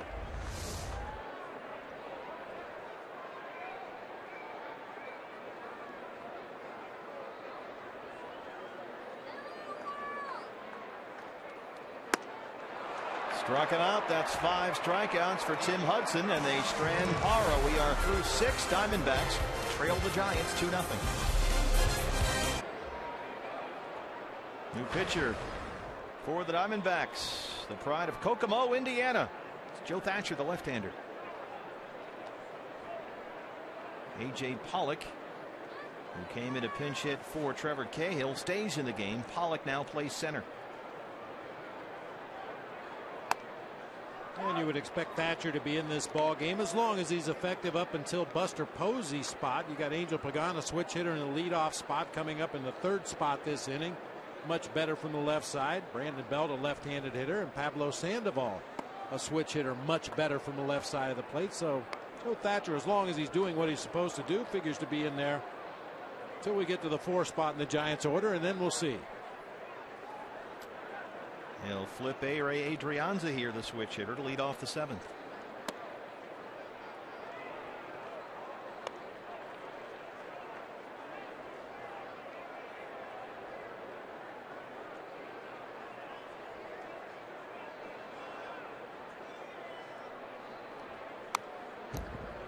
Thatcher, one of 3 lefties the Diamondbacks broke camp with. You've got Thatcher, you've got Oliver Perez, and you've got Ryan Roland Smith. 13 pitchers right now. And so it's a 4-man bench. Well, one thing we know for sure after the series finale tomorrow, heading off to Denver, you're not going to take any pitchers off of that staff. I think we're going to stick with 13 probably through the road trip at least. And that's when Cody Ross should be ready to be activated, hopefully. And we'll see what adjustments are made.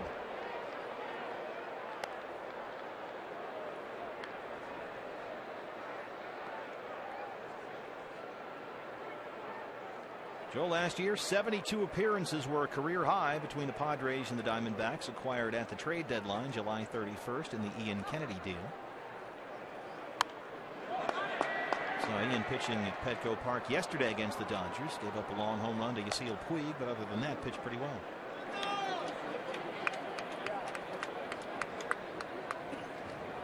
Joe was not really effective as a Diamondback, but by the time he got here, he'd already pitched in 50 games.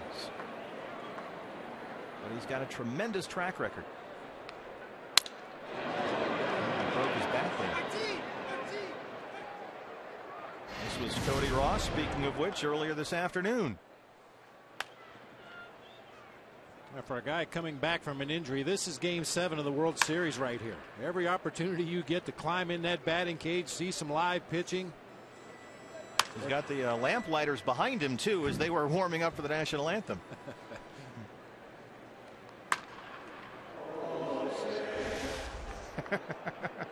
At that point, Cody had to stop hitting. Yes, he did. Kind of jammed up batting practice. 2-2 is just foul.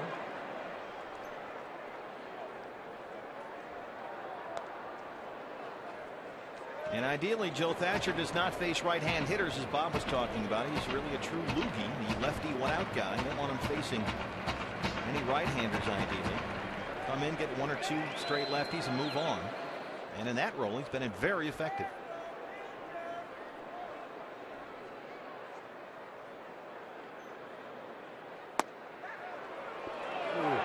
Just missed there, and it's 3-2. Just missed off that outside corner. Boy, that's a nice try. Miggy tries to push it back toward the corner just a little bit more, but they don't get the call from Chris Guccione that time. Comes back with very nearly the same pitch in the same location. Adrianza didn't want to take a chance on taking that pitch again.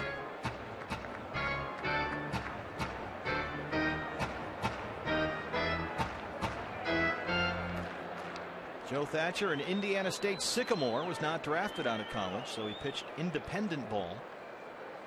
Got a chance to sign with the Brewers, went through their minor league system, and eventually became a very good major league reliever. High in the air, shallow center, A.J. Pollock calls off Cliff Pennington. 1 away.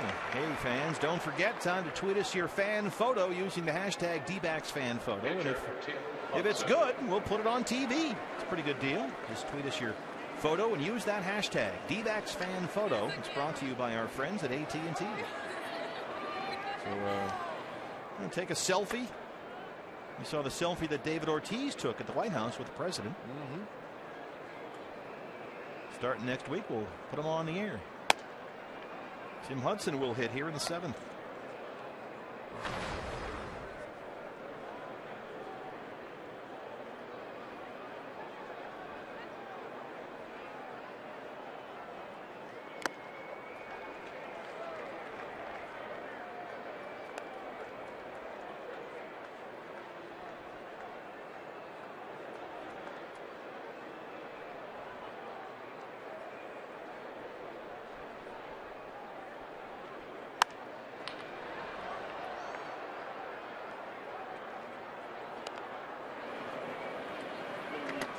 Giants and D-backs getting very familiar with each other early in the season. San Francisco playing 7 of its first 10 against the D-backs. And we'll head there next week after a trip to Colorado over the weekend. One more against the Giants tomorrow afternoon. We will have that game for you on Fox Sports Arizona. And then bundle up. We head to Denver.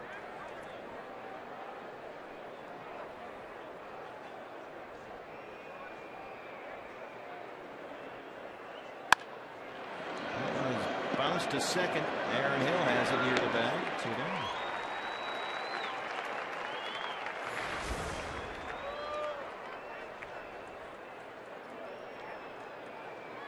Rockies won today. They beat the Marlins in Miami 6-5.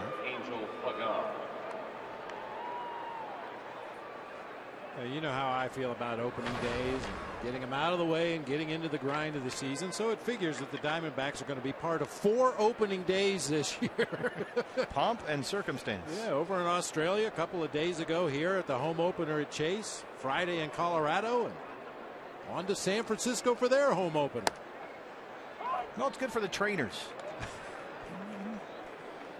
And Crenshaw, Ryan DePanfilo, they get some face time. Get out there, get introduced. They deserve it. There's Ryan in the middle there. 0-1 to Pagan. He went, says Pat Hoberg at first.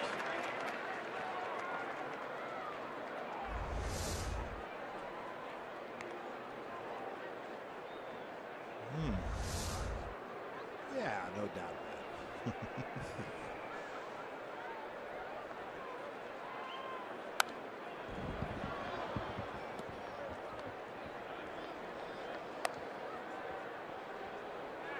Did you like opening day as a player? But I know you want to get into the grind, and you've talked about that. But it must be cool to go out there in the white line and kind of tip your cap as they say your name and step forward and step back and do that. Yeah, because I was always, well, almost always part of the rest of the team. The non-starters. Yeah. It was pretty cool to get to come out of the dugout and run up to home plate and shake the manager's hand and the number 1 hitter, the number 2 hitter, all the way down to the number 7 hitter. But most of the time I was with the rest of the team. And the rest of the Toronto Blue Jays.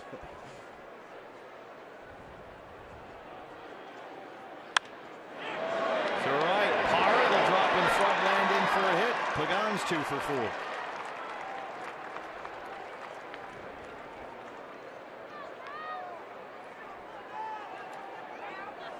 Here comes another lefty for Thatcher and Brandon Belt. We were talking earlier, Bob, about the adjustments that Belt has made, and it really has made a dramatic difference in his production. Yeah, it started last season with his hands. He's a guy that used what they call a really strong grip. If you make 2 fists and put the big knuckles lined up together, that's considered a really strong grip.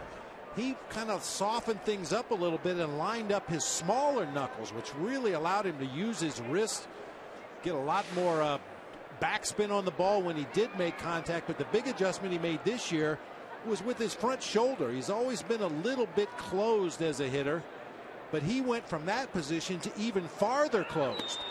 Pagan running on the pitch, and he'll have the stolen base. I mean, when you start with an initial closed stance and then go even further closed, it's tough to catch up. Yeah, Pagan just takes off on first movement by Joe Thatcher. No throw from Miguel Montero, no chance.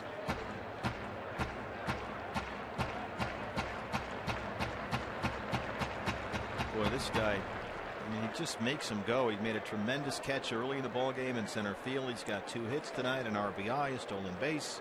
That's Angel Pagan. He can do a lot of things. And a chance now for Bell to make it 3-0.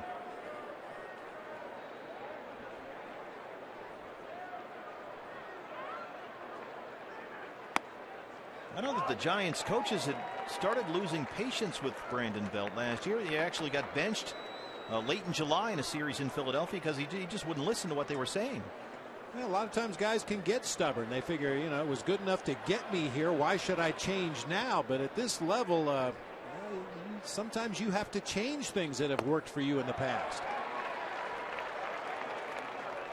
Tell you what, once he agreed to put into practice what they were suggesting, it really worked. He hit over 350 the final 2 months of last year. And he raised his average for the season by more than 30 points. Didn't that also coincide with the time they called up Brett Pill, another one of their fine first base prospects, and that seemed to be about the time Brandon Belt took off. Big strikeout for Thatcher. They strand Pagan at second. CenturyLink, your link to what's next coming up. Besides Joe Borowski, Goldie, Prado, and Montero, Diamondbacks need some runs. 7th-inning stretch presented by the Valley. One on your cable or satellite provider. Go to FoxSports1.com. We found Joe Borowski here in our booth, and Joe, we're looking for some answers to figure out Tim Hudson here. He has been dominant. He has not missed a beat since being injured last year. Really dominant today in his first start since then, and just pitching down in the zone. Very efficient with strikes in the bottom half of the zone, and he's getting a lot of Diamondback hitters to just roll over a lot of his pitches. Well, it's the heart of the order in the 7th. Goldie, Prado, Montero, 3, 4, and 5. 38 years old. They gave him $23 million, and boy, so far so good.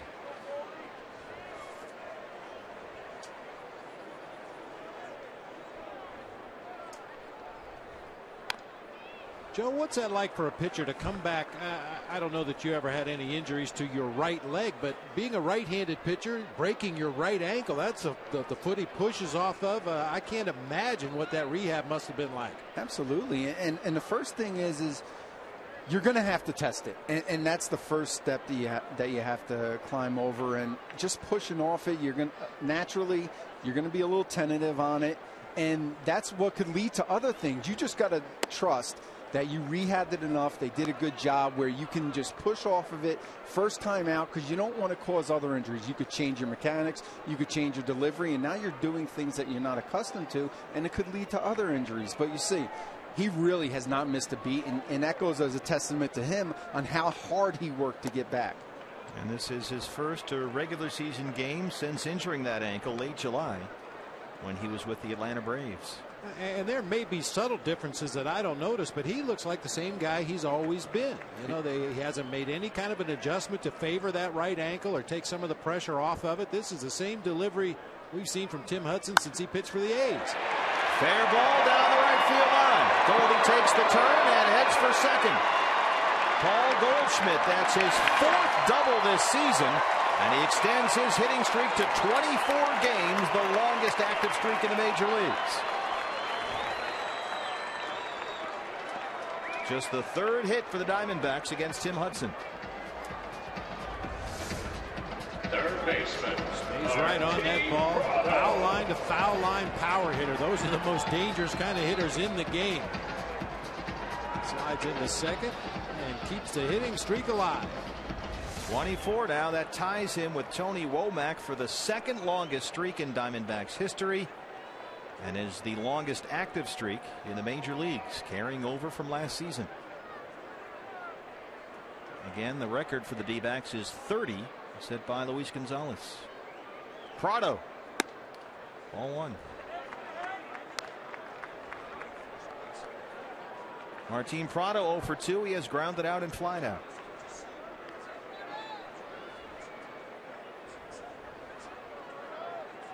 Giants bullpen is still quiet with Hudson at 83 pitches.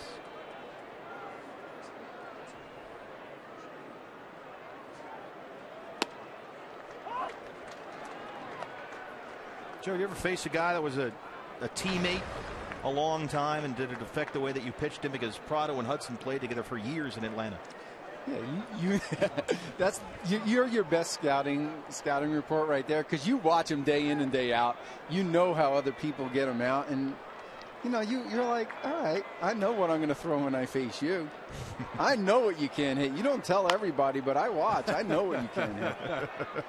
That's where you can get into that thing, though. You can overthink it. He thinks that I think that he thinks that I think that I'm going to throw a slider here, but I'll show him.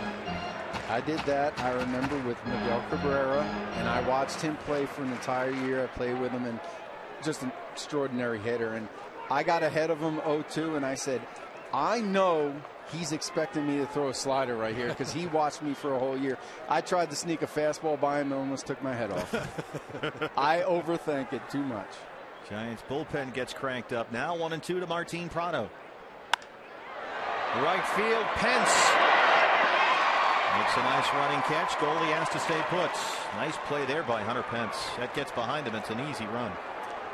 You know, partner, we were talking last night about Dave McKay and the way he teaches base running to the Diamondbacks runners, and I mentioned the fact he likes the runners to hit the bag with their right foot. Now, this is Paul Goldschmidt on his double down into the right field corner, and notice he hits that first base bag, and look, his entire body is inside the baseline, making it very easy to turn and take that direct line to the next base.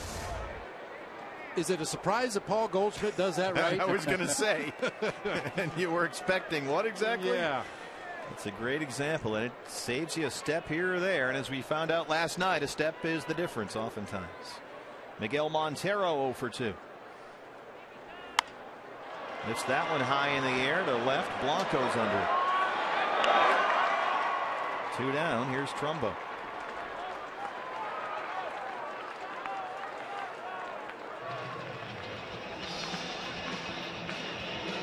Left fielder, Mark Trumbo. Joe, when there's a guy like Mark Trumbo, who we know is certainly not an all or nothing hitter, but he is a guy who will strike out. He's also a guy that'll hit a 500-foot home run. Do you pitch him a particular way in this situation? Well, just watching how he hit in the first game and the second game here at Chase, it looks like they're really forcing things down and away with him. They're not really trying to leave anything out over the plate, inner half. They're really making him try to just hit it the other way. And you could see as they shift on him and as the second baseman plays up the middle and Belt is way off the bag, they're expecting him to try and pull that outside pitch, and they've done a great job defensing him. See Adrianza right there, almost directly behind the bag at second.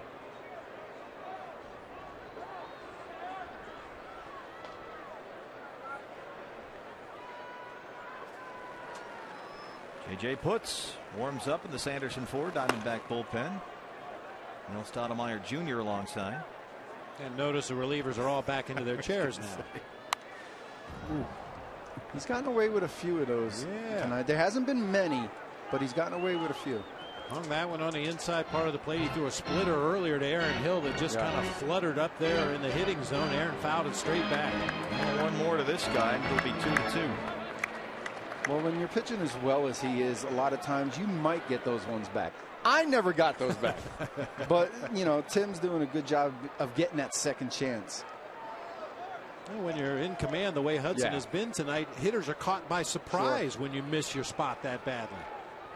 Pitch number 90 on the way.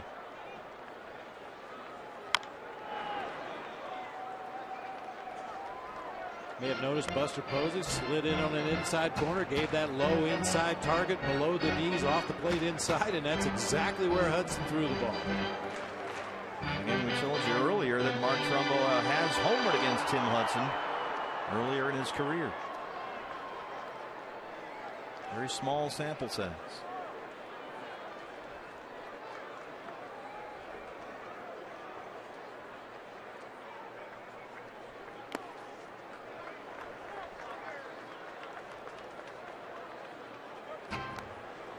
Goldie at second after the leadoff double. So his hit streak now up to 24.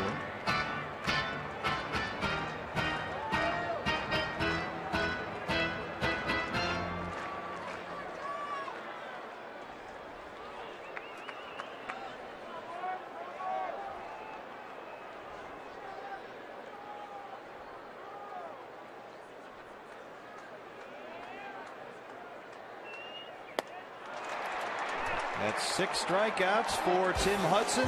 A strand to lead off double. Joe, thanks very much. We'll see you on the postgame show. All right, guys. Out there to start the 8th. This will be his 5th hitter he's faced tonight. They want to flip Pablo Sandoval around to the right-hand side against the lefty Thatcher. Sandoval a much better power hitter from the other side. And with right-handers coming up next in Buster Posey and Hunter Pence, this figures to be the Thatcher's final batter of the evening. Sandoval so far 0 for 2. He did walk back in the first.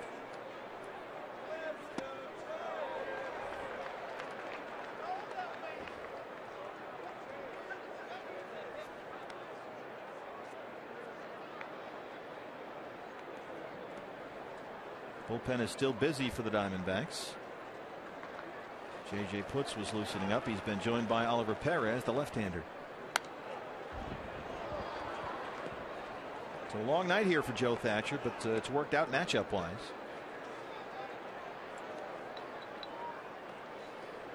And if you have the choice, you want Sandoval hitting from the right-hand side.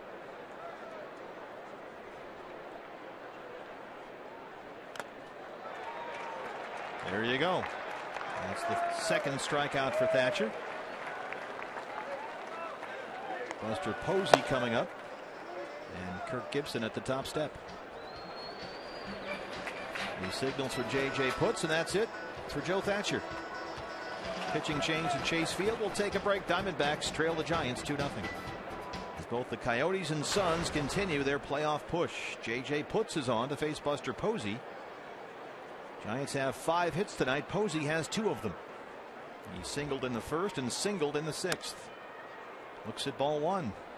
Saw the numbers on J.J. last year. 3-1 at 2.36 ERA. In only 40 appearances. Last year, elbow and finger injuries and some command issues.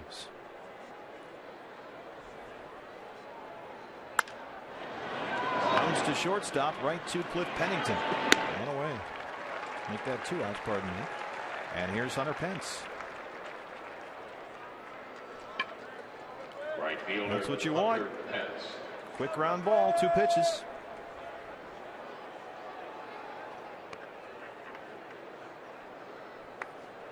Hunter Pence still looking for his first hit of the season. He reached and scored on a fielder's choice back in the 6th. So far he is 0 for 11.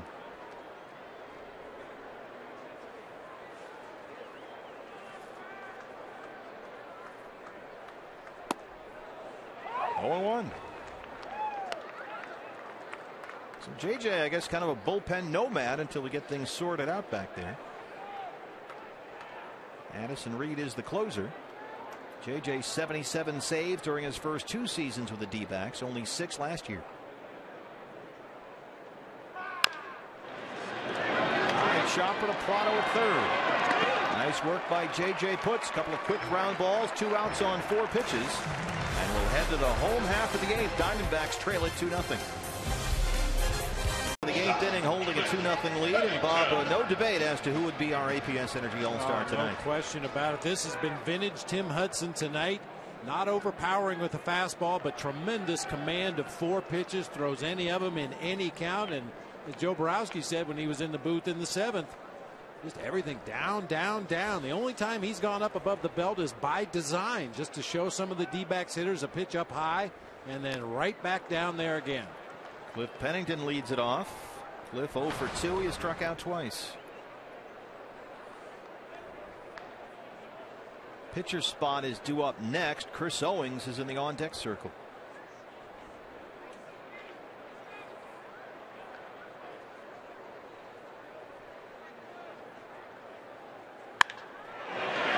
Off the glove of Adrianza at second base, and Pennington beats it out.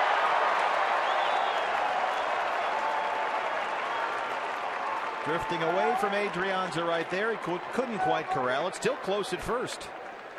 Ball was hit hard.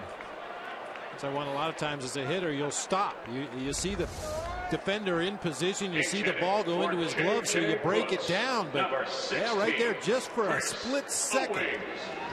Cliff broke it down, but able to turn it on again and beat this one out. That ball hit right in the middle of Adrianza's glove and just bounced out. I was talking about that small second baseman's glove earlier. May have been a factor on this play too.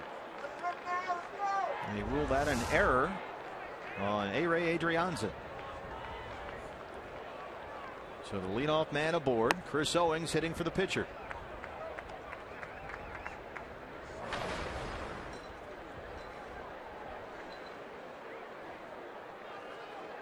And Chris has had a good series so far. 5 for 9.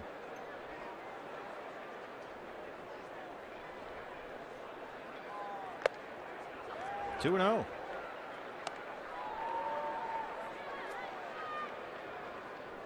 Hudson creeping up on 100 pitches. And the Giants bullpen is busy.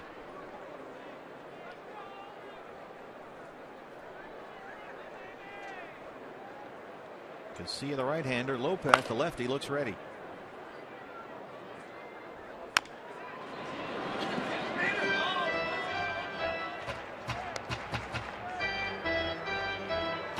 Lopez probably getting ready for Gerardo Parra should the D-backs have something cooking at that point. Also, Eric Chavez still available off the bench as a pinch hitter. And you've got that one lefty reliever in the bullpen, as Bruce Bochy does. You've got to be very judicious when you drop him in there. Diamondbacks with only 3 hits. Parra has 2 of them.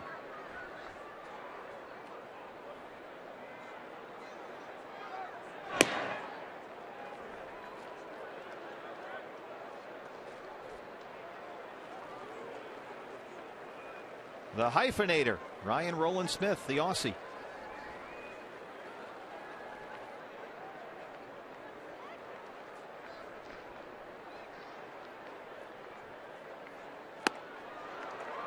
Two and 2.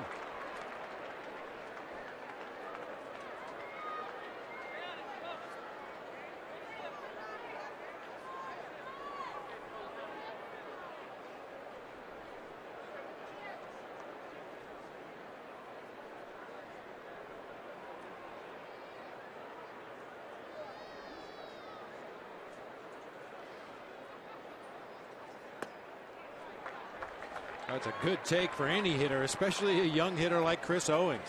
Split-fingered fastball that starts down there around the knees, looks like it's going to be a strike, and then just bottoms out, drops near the dirt. Real nice take that time.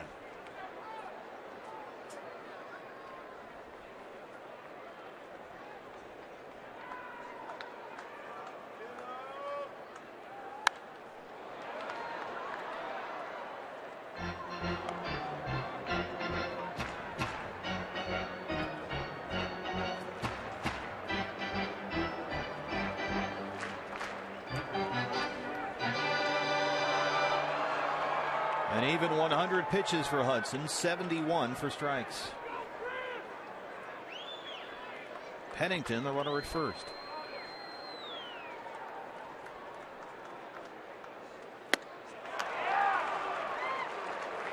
Seven strikeouts for Hudson, one away. Maybe not as many ground balls and ground ball outs as we expected in this game tonight, but with Trevor Cahill against Tim Hudson, you're going to see a lot of ground balls usually because of this. That's a sinker that starts inside off the plate, works its way back to the corner. You could see the reaction of Angel Pagan. Lifted his hands, got his body out of the way. A lot of downward movement. And Tim Hudson all night long. Look at that tailing, sinking action on that fastball. Even though it's right in the middle of the plate, it had enough movement that Parra couldn't get it. A.J. Pollock. Strike one.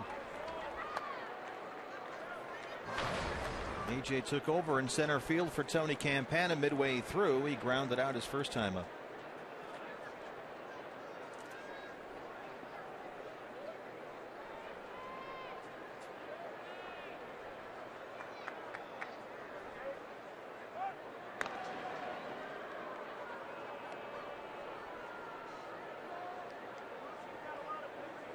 Diamondbacks tonight only 4 base runners against Hudson.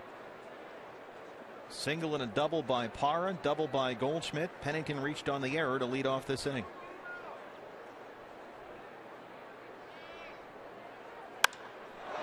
That one is driven to left center, right center field, and Pagan tracks it down. He's had himself a pretty good night.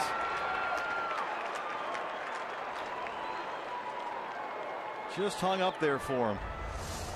Talked about those swirling winds throughout the evening tonight. Takes the hat right off of Angel Pagan, but never took his eye off that ball.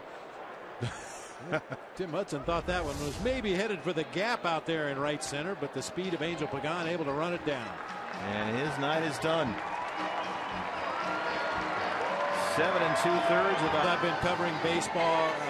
My favorite pitcher to watch on the mound was always Greg Maddux, because he was the master. But Bronson Arroyo was a pretty close second. I'm telling you, I love to watch guys who think and who create out there on the mound, and that guy is Bronson Arroyo. Change arm angles, change speeds, pitch to situations. He might throw one pitch 60 miles an hour, the next one might be 90.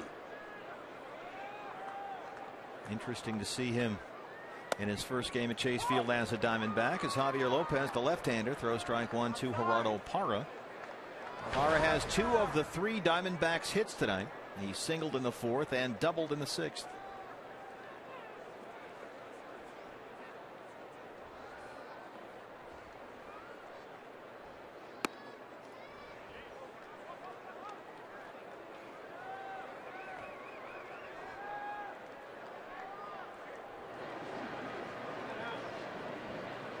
And Arroyo comes at you with all kinds of different arm angles and everything. There's the numbers on Hudson. Very unique high leg kick. Nobody else in baseball looks like Bronson Arroyo out there on the mound.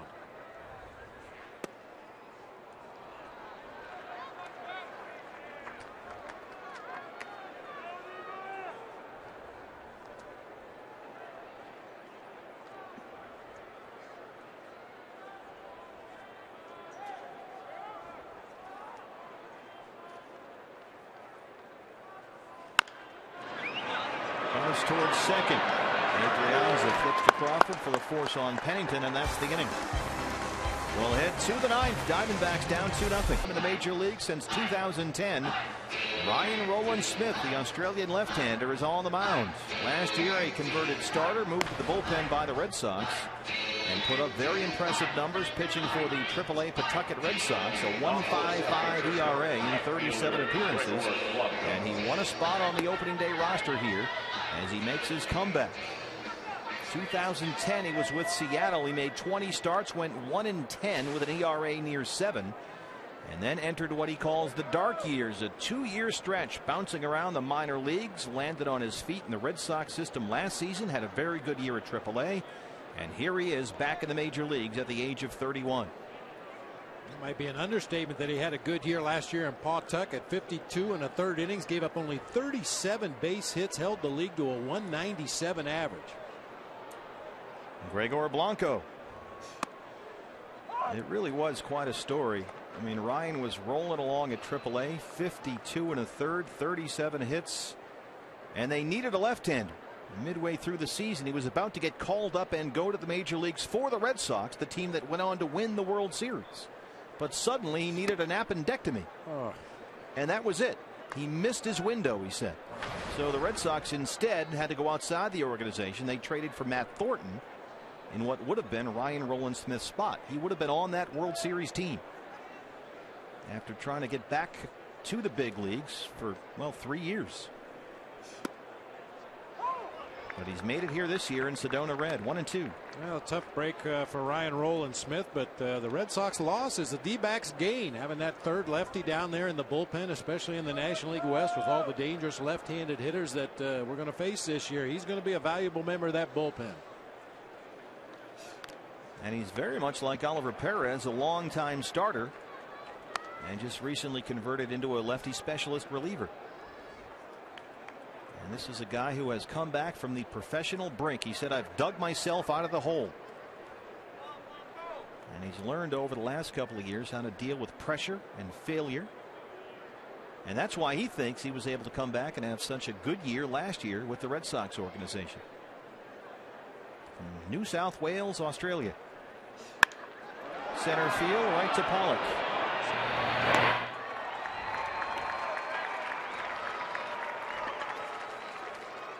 Hey fans, MLB.TV Premium, the #1 live streaming sports service, celebrates 12 years, and you can join in. The millions of subscribers who watch every out-of-market game live in true HD on over 400 devices. Just visit dbacks.com for details. So Brandon Crawford steps in. He walked back in the second. He's 0 for 2.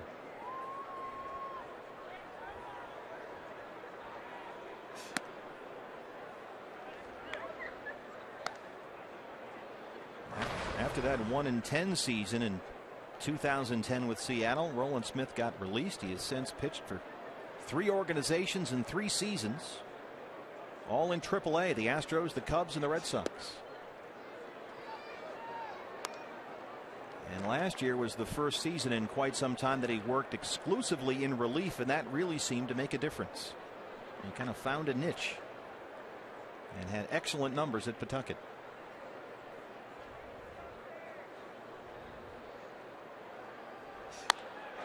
That one is hit hard down the right field line, but foul.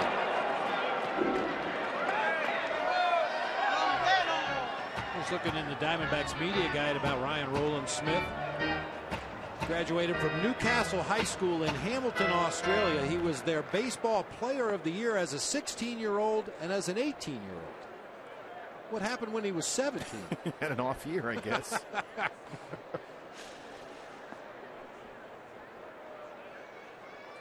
And it was something for Ryan to serve as the unofficial tour guide on the trip to Sydney. He had a great time showing his new teammates around, and was really generous with his time and really enthusiastic about being there and being there with his team and the whole Diamondback family. Got to meet his dad and his sister down there. His sister still calls him Hyphenator as kind of a joke. He's got a Twitter handle that's -18. That's into center for a base hit. Crawford's aboard.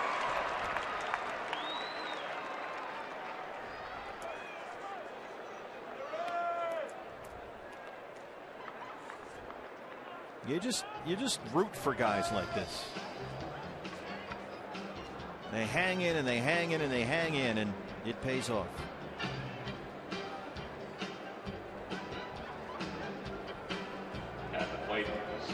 baseman, A-Ray And your entire mental approach to the game tends to change. If you've been through the kind of adversity that he's had to deal with throughout his career, had a little taste of success, had a little feel of what it's like to be a guy in the big leagues that your team is counting on, and then he's been on completely the other side of that coin where he was begging to find a job somewhere. And when guys get back to the big leagues after going through that kind of adversity, there's a better appreciation for what you're doing out there. Understanding how you fit in the grand scheme of things. It's not all about you anymore. It's about what can I do to help the team. And you really appreciate that opportunity to get back out there and compete with your teammates again. And then to think you're back in AAA, you're really pitching well, and it looks like you're going to get an opportunity not just to get to the big leagues but with a World Series contender, and then suddenly out of nowhere it's taken away from you again with the appendectomy. Popped him up. Pollock is there. 2 down.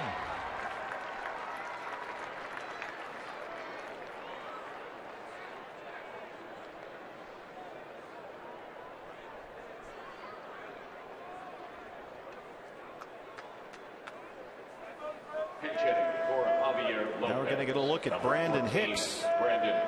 He will hit for the pitcher. Brandon Hicks is another guy that's kicked around a little and finally found a job. Last season he did not play in the major league. Spent the entire year in the Mets system as Mike Harkey goes to the mound.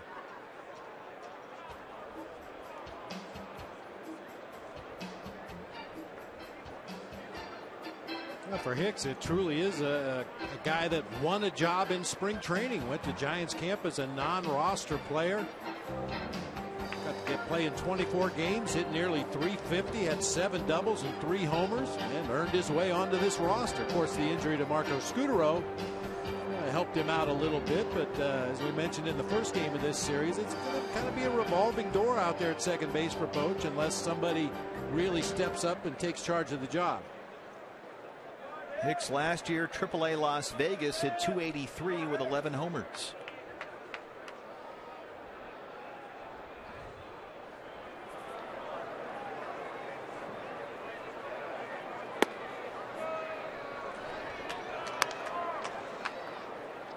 Hicks is a guy who played at Sam Rayburn High School in Pasadena, Texas, and like Cliff Pennington, he's a Texas A&M Aggie.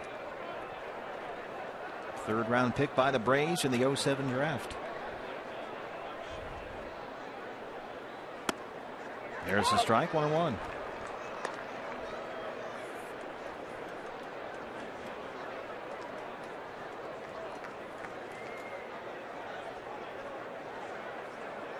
And he's a guy that's hung in. He's 28 years old. He's only got 55 games of big league experience. 16 of those games came back in the 2010 season for the Atlanta Braves. How about this? In 16 games, he had 5 at-bats, was hitless, but scored 7 runs. How is that possible? Pinch runner. Right. He got to pinch run a lot. 1 and 2.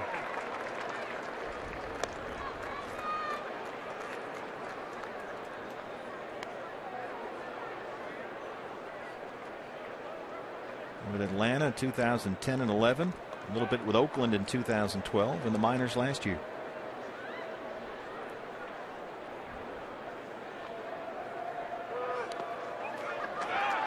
Crawford takes off, no throw for Montero.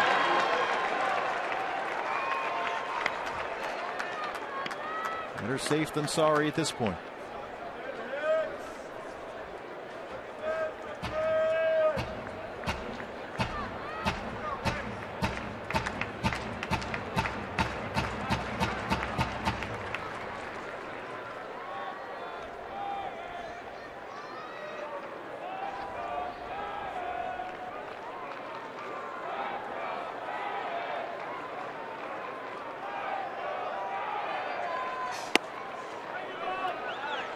It's full 3 and 2.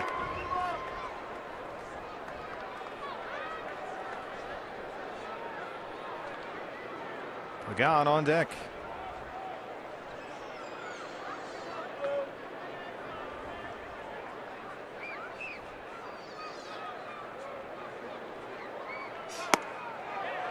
Ball 4. Chris Guccione flinched a bit there, but it's a 2-out walk.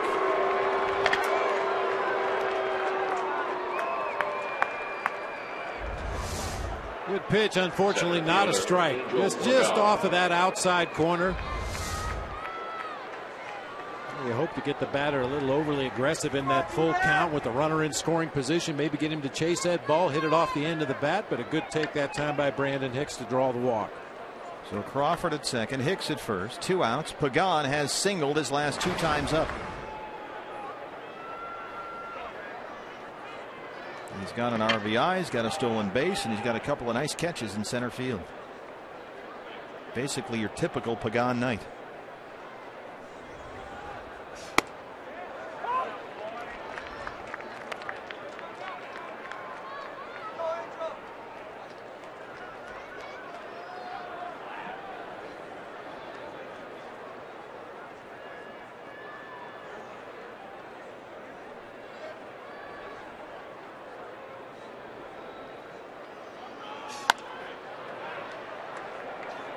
Roland Smith ahead 0-2.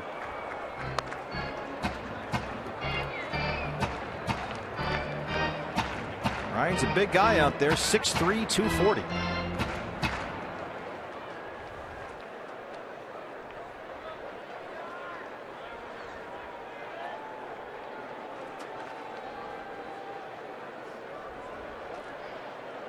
They still have faith.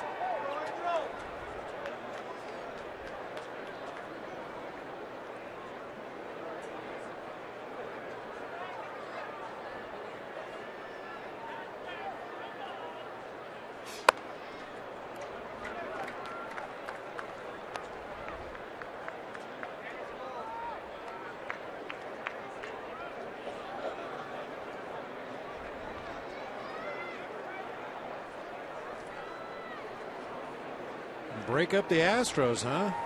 2-0 against the Yankees. They have a plan. This is upstairs, 2-2. Yeah, the Yankees had a rough time there. Sabathia, Kuroda.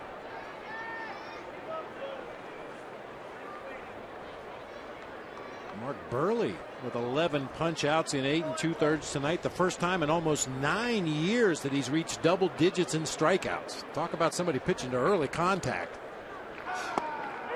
Ring him up and sit him down. Welcome back to the big leagues, Ryan Roland Smith. He strands 2. We go to the home half. The heart of the order is due up. Diamondbacks down 2-0. Closer. Here is Sergio Romo. We saw him in the series opener.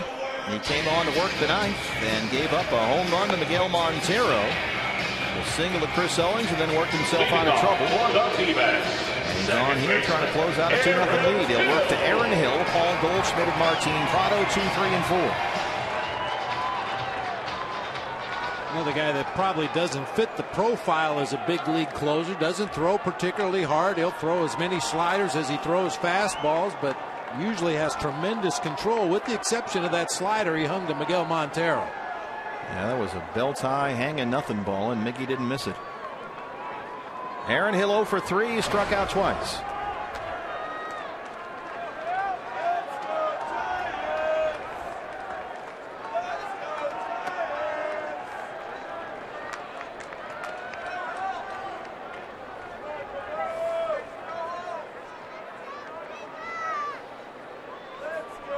All the numbers on Romo last year, 38 for 43 in save opportunities. Drops that one in there, 1-1.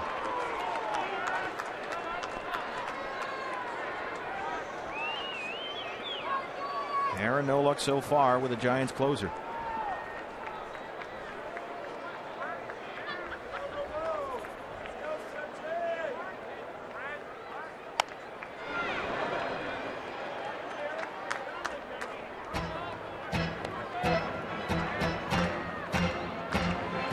Of this guy.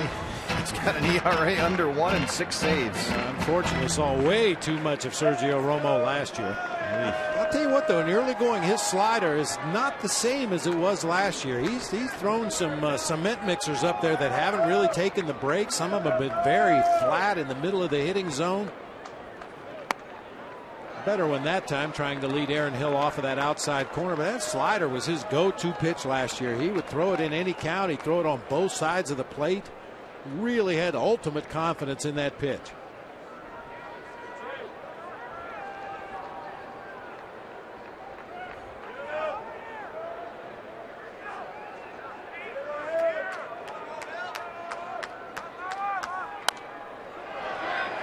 Right to you, Brentley. Oh, a little too high. A little too high.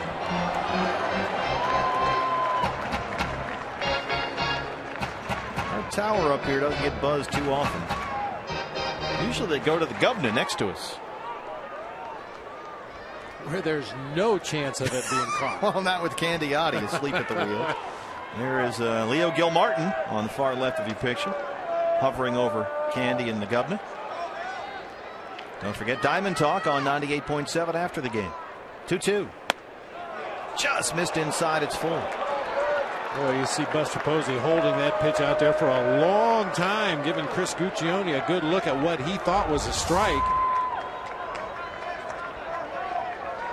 Just off the inside corner at 89, but that's what Sergio Romo will do. Change speeds on the slider, slider, and just about the time he thinks you're looking slider, he'll try to sneak that fastball by you on the inside part of the plate. Diamondbacks need a base runner here. Popped him up. Fouled round third base side. Sandoval drifting near the dugout. He's got room. And that's one away.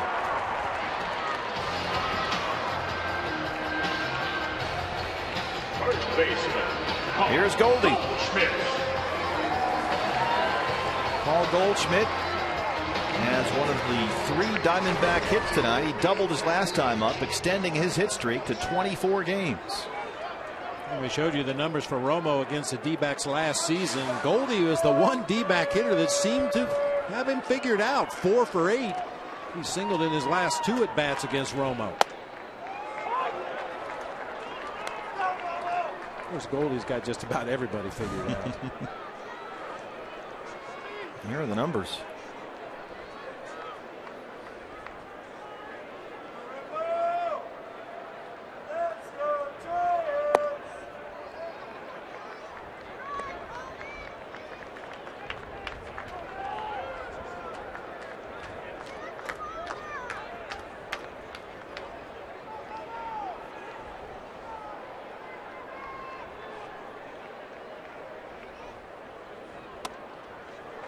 Gets the call there, 1-2.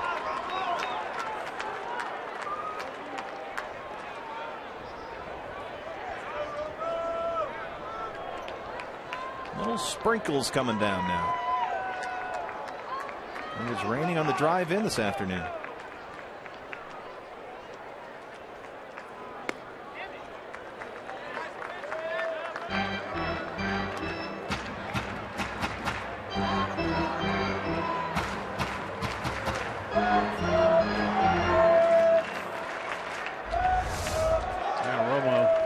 With that last pitch, really pulled that slider over to the left-handed batter's box. He wants to give the illusion of a strike with that slider, get the batter to swing at it, and then have it sweep out of the zone.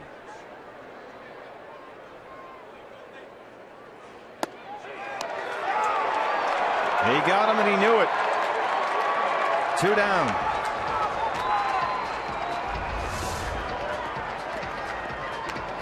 You rarely catch Paul Goldschmidt guessing on a 2-strike count, but he was fooled by that one, just could not pull the trigger.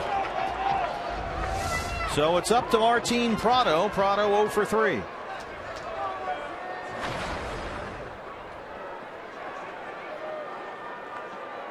Stick around for Diamondbacks Live as soon as the final out is made. Back with you tomorrow at noon for the series finale on Fox Sports Arizona. There's strike one. That is Lincecum and Arroyo in his D-backs debut.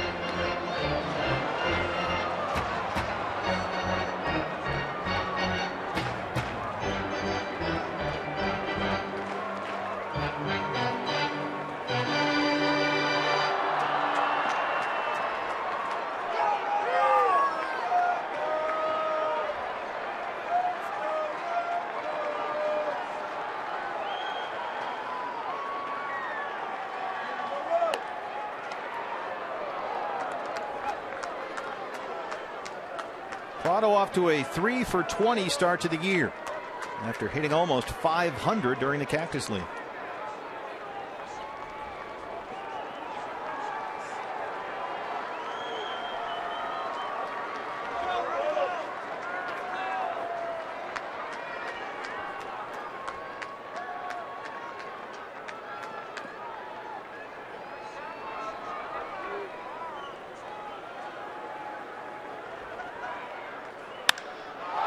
Driven to center, that backs up Pagan at the track. He's got room, and the Giants win the ball game 2-0.